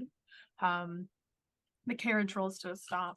You see a man come down, kind of dark haired, kind of hollow eyed, and hurry to open the door. By the way he moves, you assume this must be the first footman.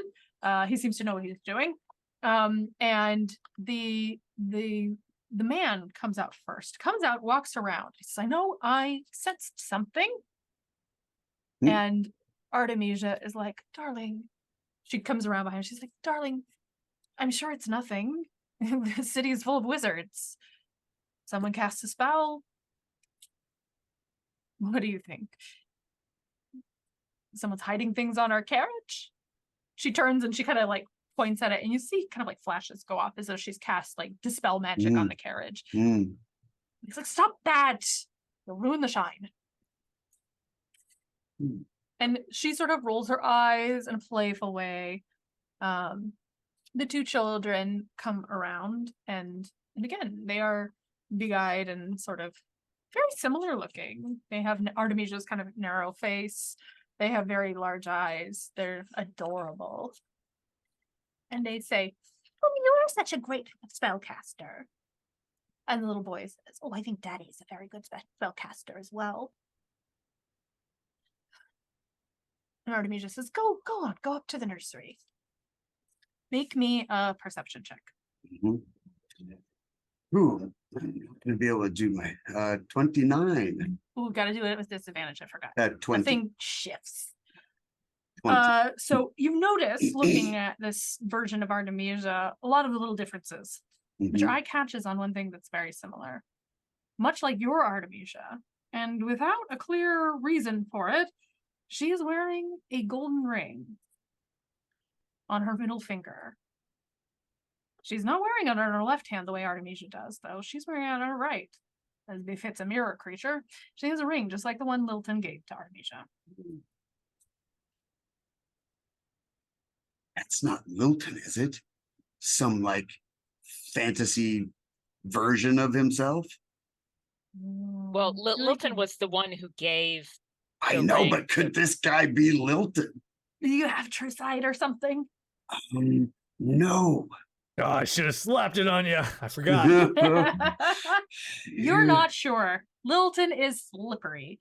He does not have any of the obvious traits. He doesn't look like Littleton. He does not have 6 fingers on his hand. Okay, but he detected but- a spell cast nearby. This guy's That's not fair. regular. I mean, I'm not going to risk casting my plan. Wow. He's the one who was going to interview the. And in fact, you hear Artemisia say, "Weren't you rushing home to interview second footman?" And he says, "Yes, we need one before the party, don't we?" And she says, "And I'll try to fill those missing seats." She gives him a kiss and she heads into the house. You see her husband kind of look around the garden once, but he does not spy you before he goes in as well. And the coachman takes the carriage around the back of the house, and you are left hiding in a patch of flowers.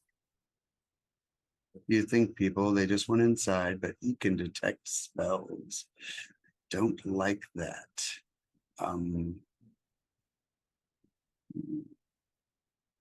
So this is through the telepathic. Yeah, Did you say about Wilson through the telepathic bond? I do say she has a ring just like yours, Artemisia, but on her right hand. And it made me wonder if this fellow is Lilton in this world. This world's Lilton. The lie that Lilton tells himself is that he's a lovely human type. I hope not. Well, I mean, all right, he has a tiny nose, which makes this hideous, but he otherwise looks like the kind of person you'd like.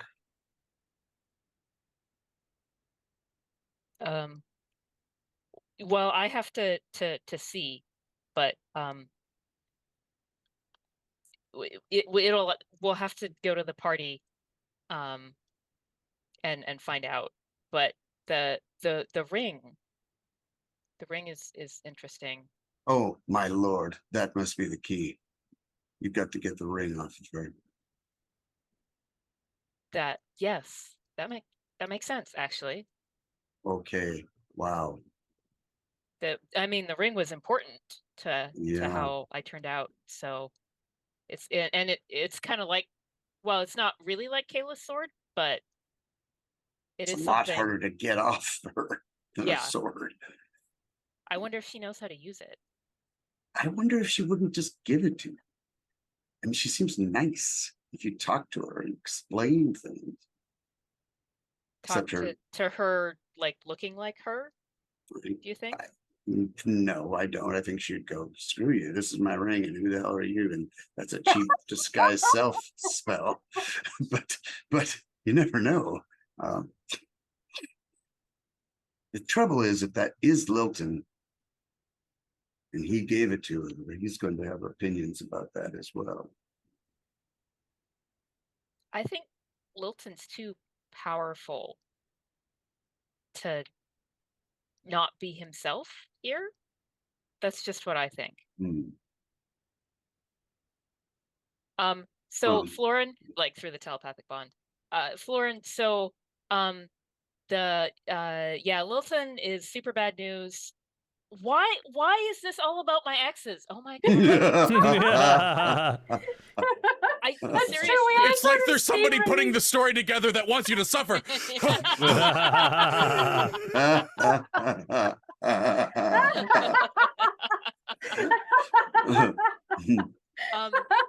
And Just to be fair, Stirge is the one who brought up Lilton. I didn't force Lilton towards you. Maybe. The ring, of course, it has to be.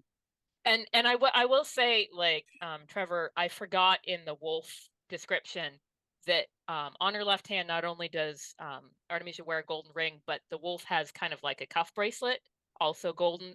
But like the fur is such a weird color, you could be forgiven for not like noticing like wolf cuff bracelet. But so that's always on her in either form. And so when she's like describing the ring, like you can remember that. So she'll be telling Florin, so the ring, yeah, it was gift from an ex, but I kind of like took it over, and there's a little pocket dimension that I can go into or take people into. I haven't tried it here because, like, things go weird. I wouldn't open a bag of holding inside it either. So that's what that's about, and I bet it is the key, Stirge. But I don't know if she would know how to use it. I didn't know how to use it for a long time. I wonder if it's identical to yours. Did it look identical? So your ring, if pretty I far remember away. correctly, is pretty simple. Yes, It very isn't simple. It isn't very distinctive. So what you saw was a golden ring. It didn't have any clear markings on it. It just struck you that is Artemisia's ring. It's a subtle thing, but you're very good at noticing stuff. Even when you're also very distracted by your impending joy, Yeah. a parasitic twin.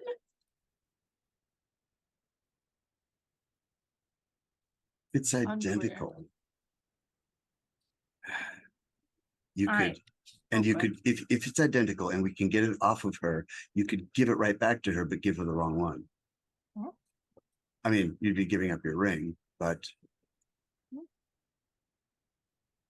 I fought really hard to keep this ring. if I detect magic on her ring, could I, does it detect or is it hidden? So you would probably be able to tell. There is a spell called Nystel's Magic Aura that would prevent you from being able to tell it, but also she's gone into the house. Yeah, I guess what I'm saying is I saw it, but people don't see Artemisia's ring. They do now. Unless they Yeah, that do was now. a thing for a while. Yeah. Oh, That it had a little like warp glamour. effect. Yeah. Yeah. Okay. All right. Well, All right. whew, that's a tall order, getting a ring off somebody.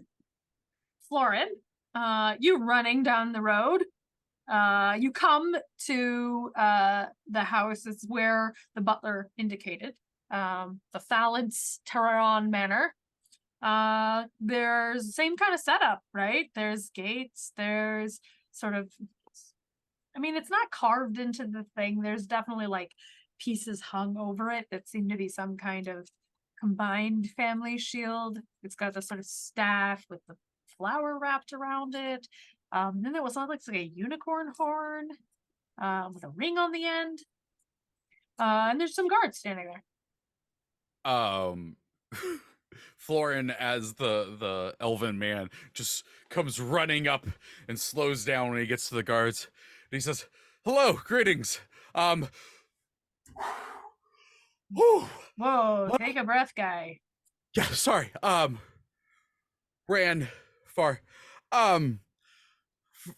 Urgent message from the I forgot the name of it again. Someone named Eberwin. From the Eberons about the party. I need to speak to people. Can you help? Yeah. Man, this party. They open the thing and they're like, you can just go up there. Okay. Yeah, he does a very winded walk by, and then as soon as he passes them, he keeps the walk up and is just like, okay, so what's the So real quick question. Florin, you're a harper. Make me an insight check. okay, dokie. I'm in the bush over here. 22. 22.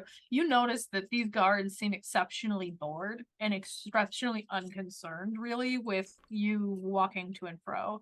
And that suggests to you that these people don't actually need guards. Interesting. Okay. There's a lot of wizards in Aglarond. Mm-hmm. You kind of suspect all these people are super powerful wizards. Cool. Great. Doesn't build any anxiety at all in his stomach. Hey, just so you know, if you cast magic, he'll know.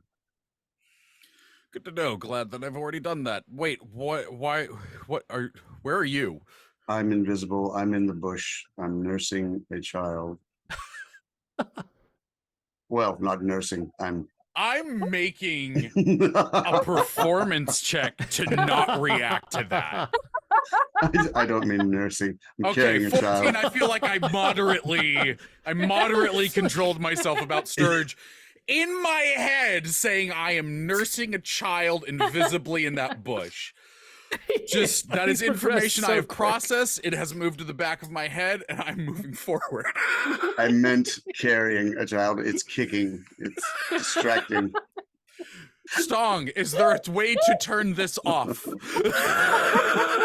No. Damn it. I will go to the door and I will knock very... So wait, so I will say elegantly. this as you're walking up and you're stopping to look for Stirge. A woman comes around from the back. She is smallish. She seems to be a human woman. She's got blonde hair that's cropped very short. She's dressed very simply. And she's carrying a basket and she's come along and then she sees you and she goes, and she does a little curtsy. He does a very deep and flowing bow. I'm heading off on my day out, my afternoon off. Can I help you? Yes, I'm here. There was a mix-up with invitations to the party, and a wrong message was sent, and I'm trying to correct that. Which house are you from? That one that you said earlier. Everwhistle. Everwin? Everwin. Oh. I'm gonna write it down in big letters. On the back of my hand with a quill. Yeah. I heard he had the summer vomiting. Sorry, what was that? I heard he had the summer vomiting. Oh no, it was it had someone come over and take care of it. Huh? Are you new? I am. I'm actually I'm from Baldur's Gate, and it's my first job here, and I'm trying to make a good impression. Sent out messengers all across the town to make sure that the message was received, and I went to the wrong place, ran all the way across. It's very tiring. Sorry. All right, I understand. I'm friends with Timoleon, the third footman. Has he mentioned me? Domitilla? I'm so sorry. I haven't gotten a chance to really talk to too many people. Nerves and whatnot. I don't do good with. Are you not a footman? Oh, sorry. No, I'm just I'm one of the close servants, and my apologies. It's very tired. Would it be possible that I could speak to Oh yes, of course. Can I ask you something? Sure.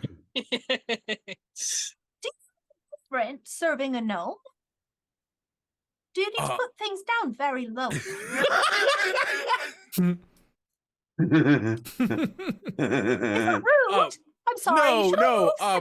No, I don't find it that different at all, actually. It's just another job. Luckily I'd actually worked for some dwarves in Baldur's Gate, so it's not that much different. Lord Everwin, when I chanced to meet him, is ever so funny. So Barrel of laughs, that one. well, I won't keep you. I'm sorry. The door is there. You know, just tell them what you want. Don't mind Mr. Kiros. He's a bit name. brusque. Ask her name. She said her name was Domitilla. Oh, okay. Okay. I wasn't sure if that was the third footman's name or her name. The third footman at Lord Eberwin's house is named Timoleon. Timoleon. Okay. Domitilla. Okay. Stirge has been studying her mannerisms and movements very closely. For reasons. All right, she hurries off. You're gonna go to the door? Yes. Stirge is going to cast disguise self so he looks exactly like Domitilla, but he's still invisible. So he'll sort of slide up behind Florin. Okay. I don't think Florin would notice, but if he did, he'd just be like, "Please don't get your baby near me." Okay. Lauren, so your plan is to say that Eberwin and perhaps his guests Yes. can come Yes. after all. Okay. Yeah, and the other thing that I was going to say is that in all of the confusion earlier today, unfortunately, the invitation was lost, and he was hoping to procure another one. Okay. Okay. All right. So you go up to the door. You knock on the door. Stirge, you are invisible behind him, but disguised as Domitilla, Yep. who has gone on her merry way to enjoy her afternoon off. Mhm. Okay, so you ring the bell, you pull the bell, and the door opens, and once again you have a very sort of stiff-looking man answering. And let me, just for sake of making things match later, I'm gonna make sure I know what face I picked for him. I think he's an old man with white hair. Roll 20, leave me alone. Oh. Yeah, tomorrow, not tomorrow. Next time we play, there's a map. Oh, cool. So okay, so let me make sure I've got the one. There's a lot of floors to this mansion. It's a mansion. Yeah, okay, so he is a man with straight white hair. He's got kind of lightish skin, a very trim beard. He seems to be a half elf. He looks you over and he says, "Can I help you?" Yes. Apologies for the way I am. I'm here on behalf of Lord Everwin. There was a mix-up with messages, and he can. Or they. I'm going to just keep saying they. Okay. And saying they can actually attend tonight, but unfortunately, in the confusion of this morning with the wrong message going out and whatnot, the invitation was lost, and so he was hoping that I could procure a new one for him. Oh, And to assure them that he would be there. well, Lady Mia will be very pleased. She was hoping to meet with Lord Evans. Guests. I have she was planning to invite, well, it doesn't matter, but they have not gone out yet. Let's wait here. I will go check with the mistress.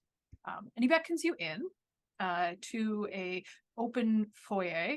The floor is patterned with black and white stone checked marks.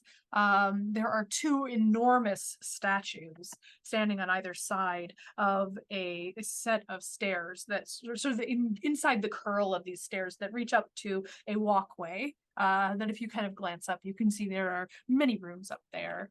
There's a little sitting area off to your right. There is another statue off to your left. And yeah, this house is something else. It's a lot.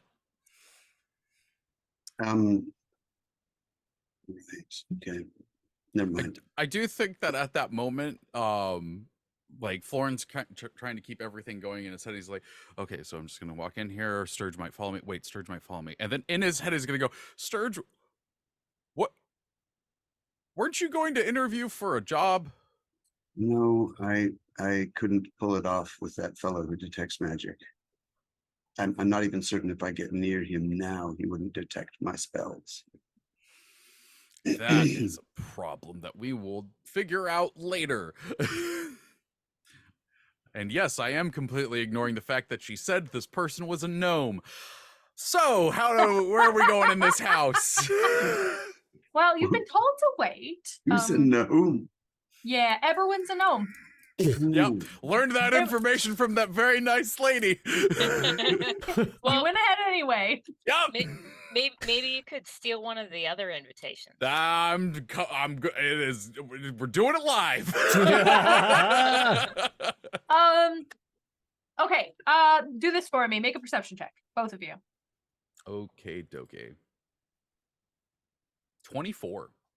29 or 20. Okay. Okay, I have two ideas. I'm gonna die of fate it. Ooh. Okay, you hear the sounds of Artemisia and her husband talking in this room off to the left. So you're standing in this entryway, you're standing on this beautiful rug, there's a table with this lovely floral arrangement. And then sort of where I described there's like a little sitting area, there's a door beyond that, and you hear voices emanating from that door. Definitely getting close so I can hear. All right, Florin, are you gonna hold the foyer? Yes, You're gonna go this- okay.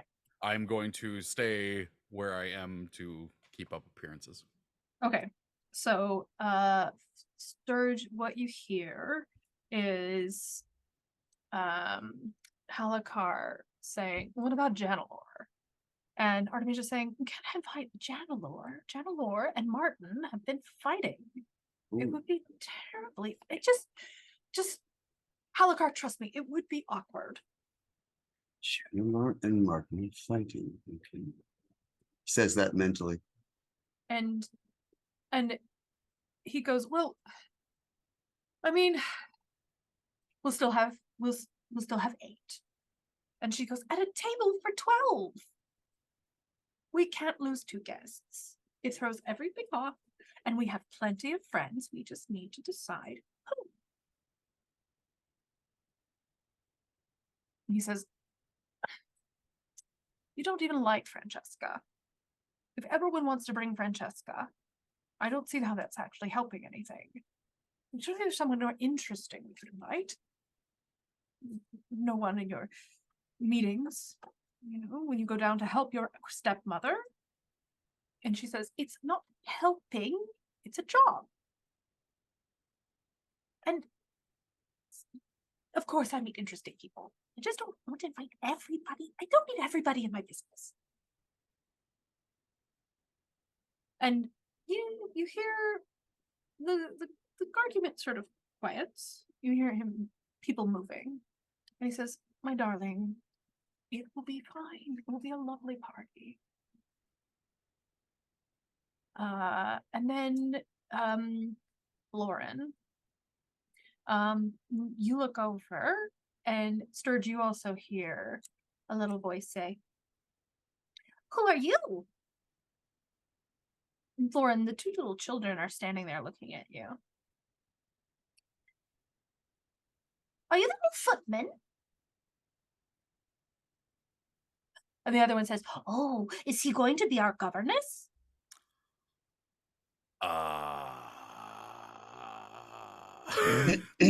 Harper versus already- children, round 1. Yeah, I know. The interview for the job. Interview. I can't. I already told the old guy who I was. What are you doing? I'm here to deliver a message from Lord Everwin. Oh. Everyone says Lord Everwin is very funny. He is, indeed. He stole my nose this morning. But you Give it got to it me. back.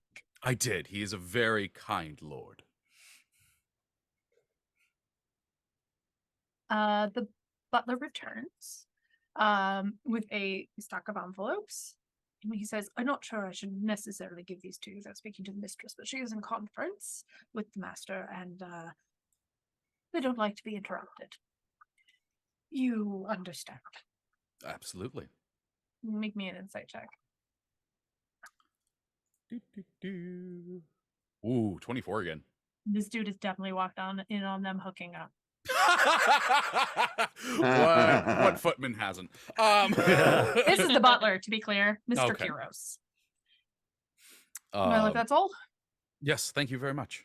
I will discuss things. Wait.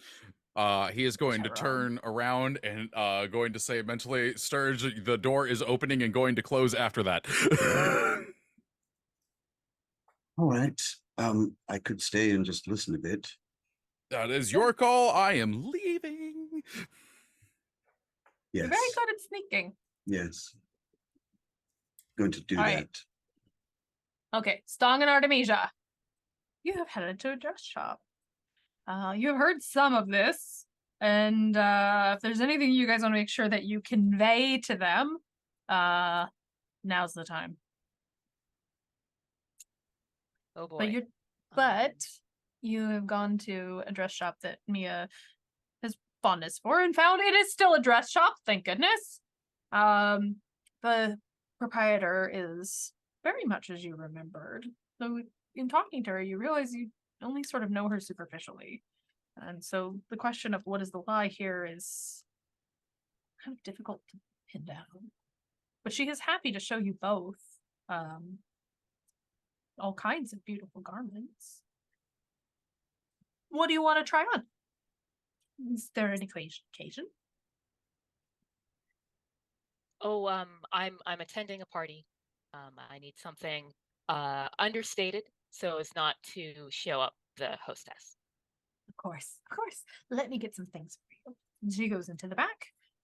She's going to come back with kind of an armful of dresses for you to try on. Stong is going to slide 10 gold pieces to her, and he's going to say, I know you've got some nicer stuff in the back, and my friend deserves only the best.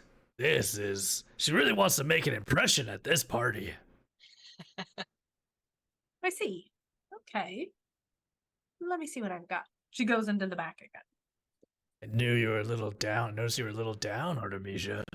And I know shopping sometimes can cheer you up. Yeah.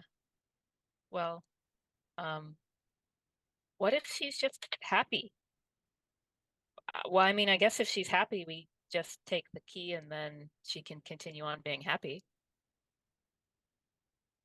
Does her being happy... Internet glitch again. I can hear and see you just fine. Okay, good. You're frozen, but it seems like I'm hearing you. Perfect. Would her happiness bother you, though? I mean, you're okay leaving her happy, right? Well, of course. Making her unhappy doesn't make me happy. But her being happy shows that I did something wrong. Doesn't it? Let me ask you, are you really unhappy right now? Because maybe you just have a different sort of happiness than the one that she has. People can have a lot of family around them, but they're still incredibly lonely. That's true. You say you're not unhappy, but that's also not happy. I mean, some dresses. I better try those on. Comes out with an armload of dresses and sort of beckons you into a little curtained off dressing area, and is happy to help you. You can go through as many as you want, but I wonder, would you like to just describe the dress that makes Artemisia feel prepared to go in this party? So, I think what she's going to do is that when she was living in Aglarond, she tended to dress, because she's trying to hide her scales. She tended to dress very sort of, long sleeves, high collar, trying to make it stylish. And so I think she's going to go the opposite. Okay. Off the shoulder, hardly any sleeves. I'm sure fashion has changed since the time I wrote in the Forgotten Realms, but there is a thing called God's Eyes, which are cutouts. Does she want to go as far as having cutouts? Yeah, let's do it. Okay. So, and there's like a patch that, like on your hip, patch sort of on your ribs. Like they're arranged sort of asymmetrically, but with a flow to them. Ooh. Kind of racy. Does that feel right? And I think that the noblewoman she's imitating probably has more cleavage, because Artemisia has no cleavage. So probably once she gets into a dress and sees it, she's gonna choose one that dips pretty low. All right, what color is it? I feel like Artemisia has favored blues, but yes, she has favored blues. But I think probably she will put on blue and then discover that it's totally wrong for her new skin tone. Okay. So I think probably a very saturated kind of burgundy. Okay.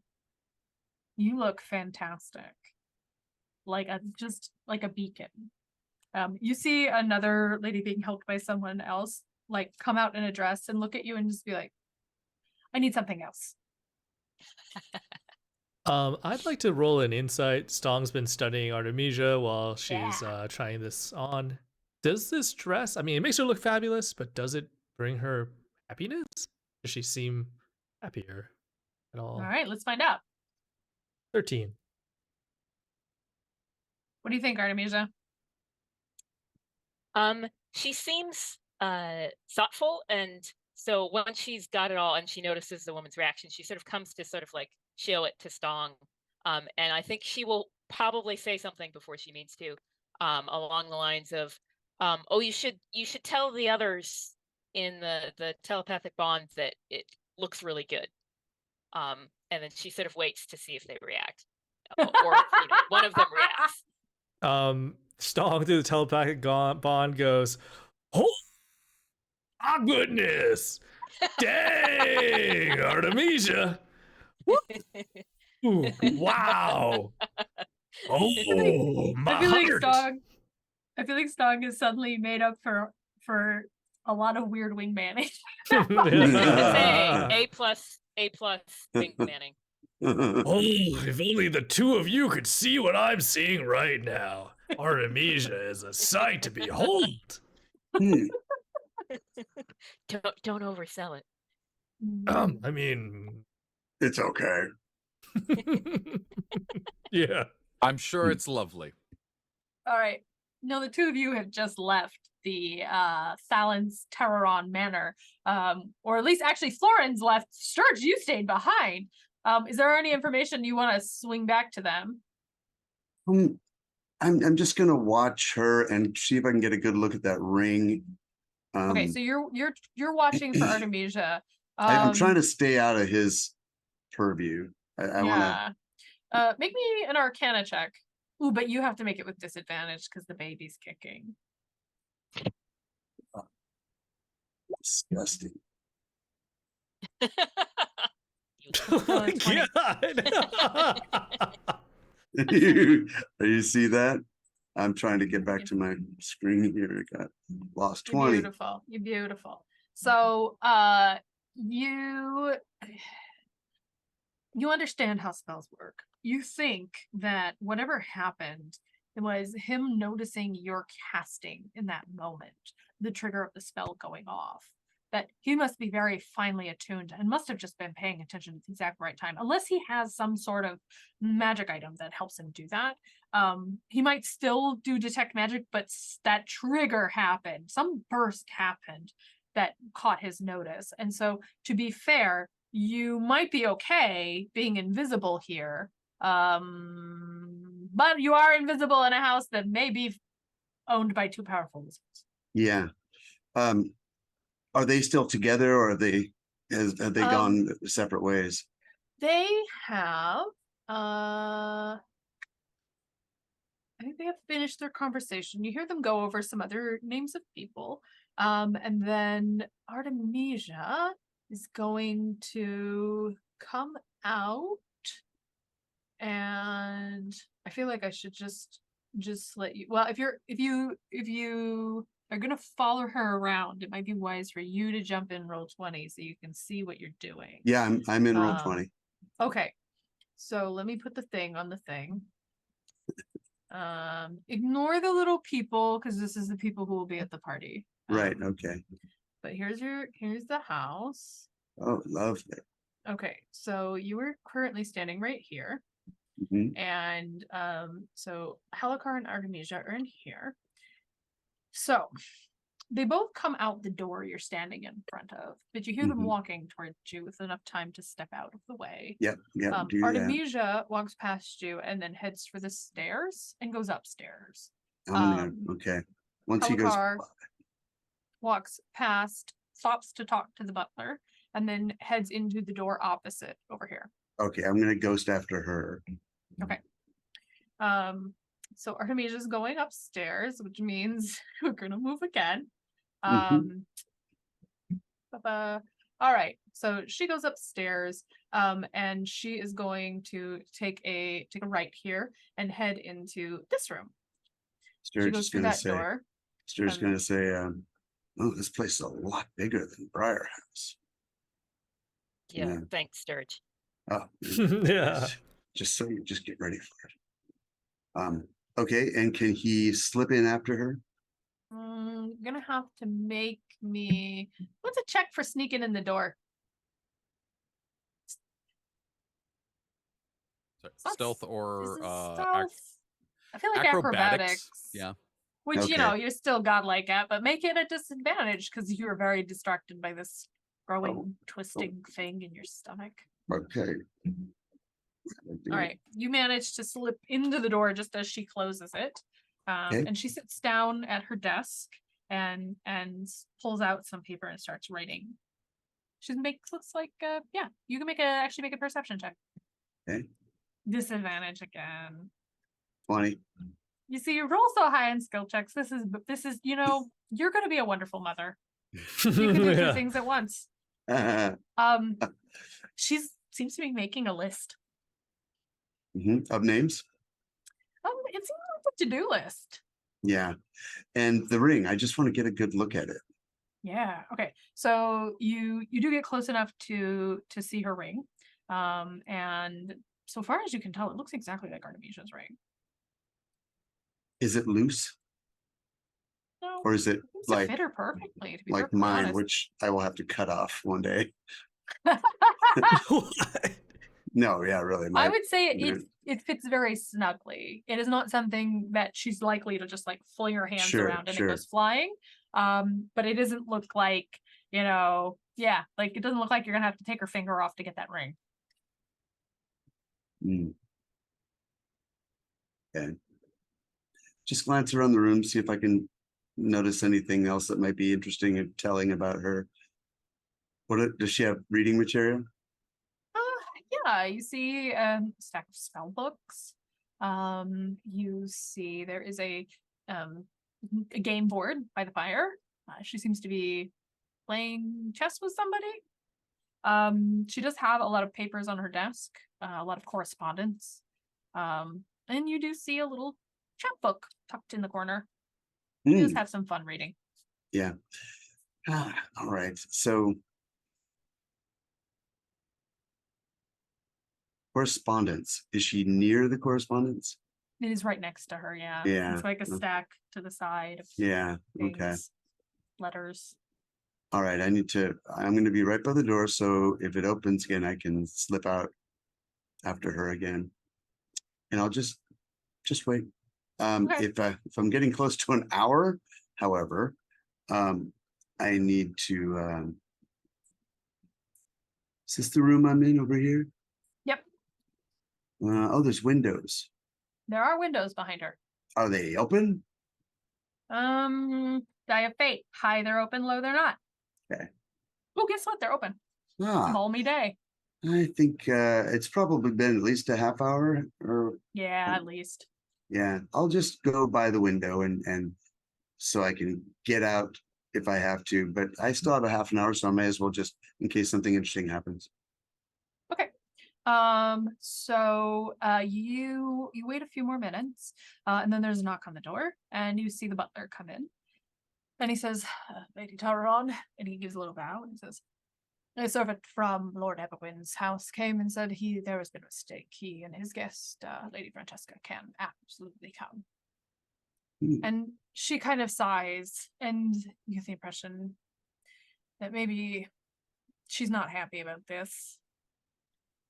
It's very rude, she says, for him to jump back and forth like that.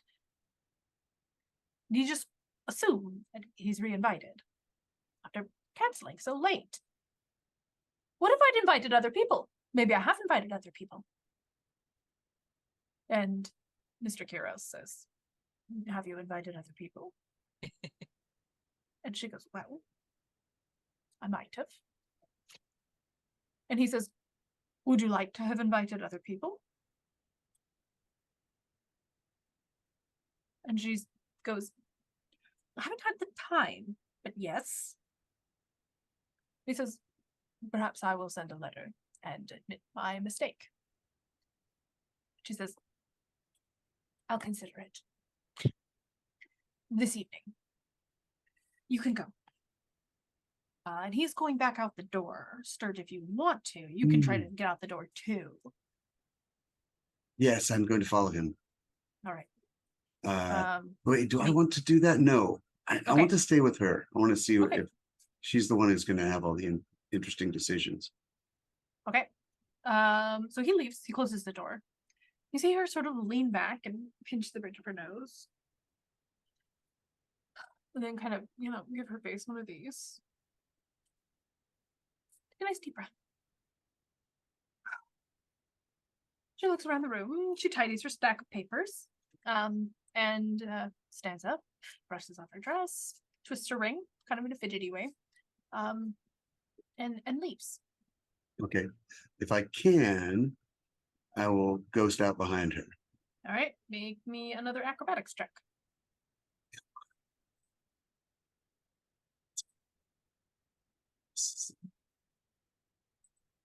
Good one. Okay. All right. 24. So slippery. Okay. So she walks out and she walks across this kind of mezzanine over to this room right here. And she goes in there and there's a woman waiting in this room. Let me make sure I've got the right one. Definitely Yeah. got to get in this one. There is actually a halfling woman in there with red hair, and she has little curtsy. She does a little curtsy, and she says, "Yes, ma'am. I was just arranging your dresses." And Shadow Artemisia says, "It's fine. I just needed a moment." And she sits down in the chair by the fire and takes out a little book. She says, "Lord Everwin is making me frustrated." And the lady's maid says, "Oh, yes. Well, what can we do?" Says, "Well, I could not invite him. And I don't know who to invite. So." And the lady's maid is sort of like, "Oh, this dress seems to have a mark on it. I'll take it down to the laundry and see that they fix it." And she leaves and she goes, she walks basically almost into you. Okay, I want to insight check her. Is she Okay. making up some reason to leave that is important for me to know? 17. Or does she really see a spot? You think that she's uncomfortable. Okay. That Lady Tararan here is talking to her a little Personally. And Yeah. she can't really say anything. She can't be like, "Yeah, your friends are dicks." But she also can't be like, "Oh, you're not so bad." So she's just like, "I'm gonna go." You get the feeling that, she is not the lady's maid that Shadowmia maybe would prefer. Wait. Now my assessment of Domitilla. Does she have the look of a lady's maid? I don't know what you know about households. So what is that? God, what's with a knowledge check? Maybe just an intelligence check. Yeah. Okay. Yeah. Give me just an intelligence check. Oh, but baby wants a disadvantage roll.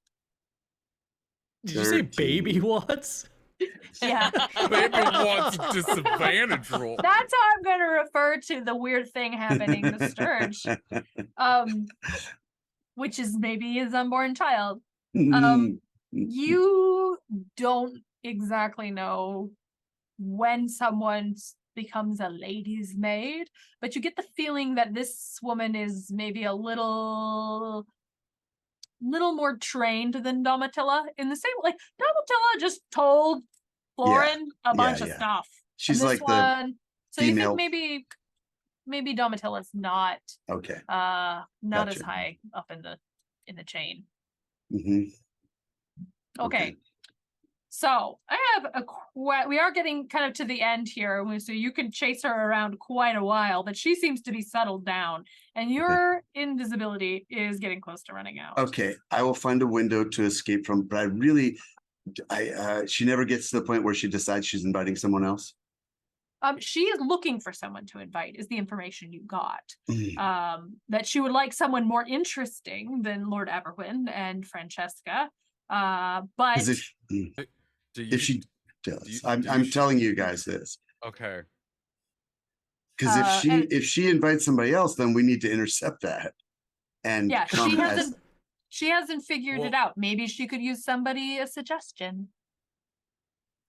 I feel like we're trapped in a Regency LARP.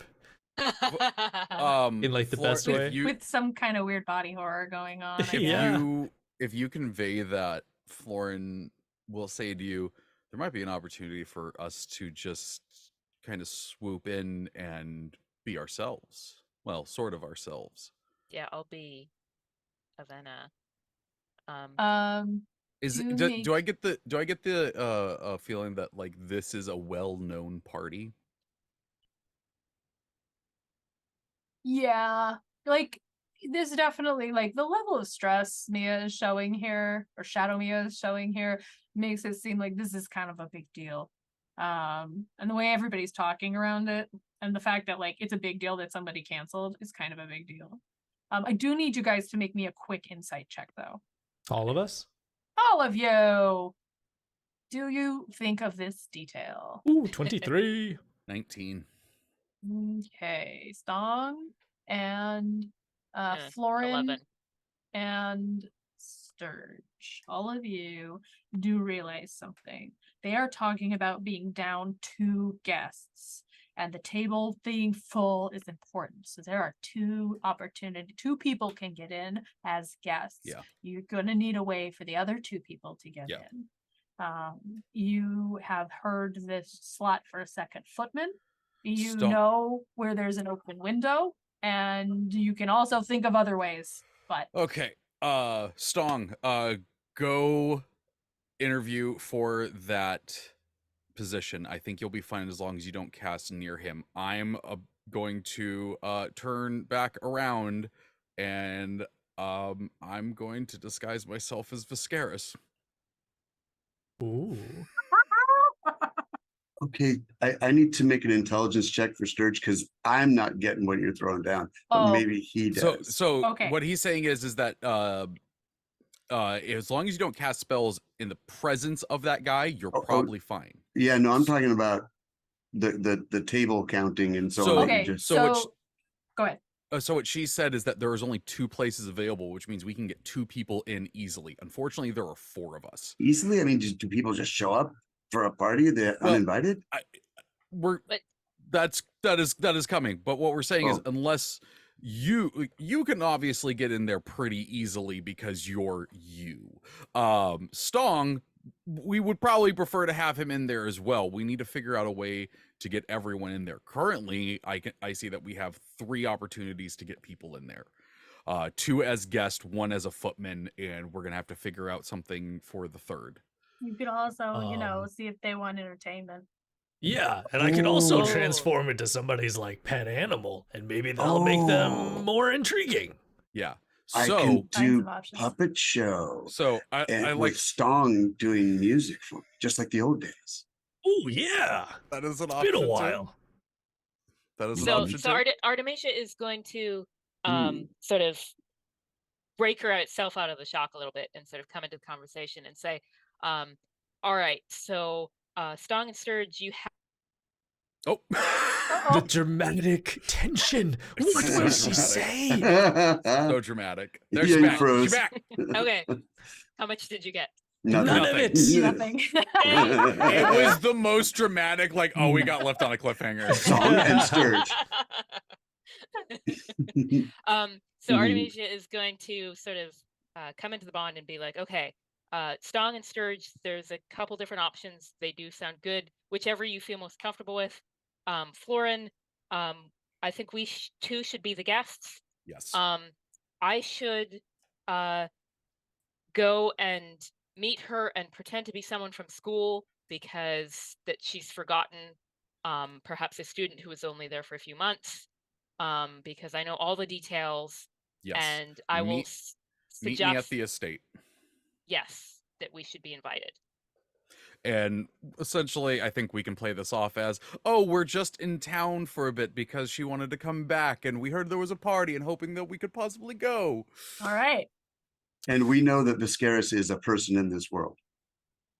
No, so we'll Oh, see how oh. that goes. I'm You taking know. a gamble. Okay. But It's better than the Artemisia's gonna gnome. have Gotcha. Our Artemisia is going to have a reaction to that. It'll happen next time. Oh, so There's fun. totally no reason why the person playing this character decided on that character at all. None whatsoever. Mhm. All right. Well, unless you guys want to further discuss the plan, all right, then we're gonna stop there. Next time we will begin the heist of the Thalens Terroron party. It's gonna be great. I'm very excited. And also, maybe we'll get some baby names for Sturge and Enjoy. Yeah. You think Oh, I maybe love it it. got bigger? Oh, Anyway, What's I've been happening? Aaron M. Evans, your DM. You can join me on Mondays for Concentration Check, the co-writing space, every Monday at 1 p.m. Pacific. Although I say that, and next week I am unfortunately going to be out of town, so not then. You can listen to my podcast with B.W. Walters and our own Trevor Bettis, writing about dragons and shit. Delightful banter and writing tips. You can pick up my book, Empire of Exiles, wherever you purchase fine novels, and pre-order Relics of Ruin, the sequel, which is a spooky skeleton mystery with lots of sad found family and happy found family. Oh, and also don't forget to check out our sponsor, idlechampions.com. I've been Rhiannon Held, and I am part of the Speculate SF channel. So coming August 25 is our next game, the Valward game, Blades in the Dark system. It's really cool. Check out my books, the Silver series under Rhiannon Held, the Space Opera novellas under RZ Held, and they are probably going to be on sale the 26th to the 28th, but you can get updates on that because I am on Twitter at Rhiannon Held and on Blue Sky at the same. Come see me at Capclave if you can. Thank you tonight to our moderators, Shay, Dark Song in the chat, I believe. Yo, I'm Yang Yang Wang. First of all, I just gotta thank Monk of Greyhawk for the 5 gift subs. We really appreciate you and the amount of Ew. support that you show our stream. You're so wonderful. Nice. I also want to announce, the dice giveaway. I'm gonna give everybody one last chance to enter it. Exclamation mark ticket to get an entry, so anybody in the world can win. It is 1 dice of your choice from phoenixdice.com's website. So get that command in there, and then we will draw one at the end of at the end of Trevor's intro, basically. So take it away, Steven. All right. I'm Stephen Merlino, and looking forward to seeing where this goes. Looking forward to Stong and Sturge putting together a little entertainment for the evening, just like old times. It's gonna be legit.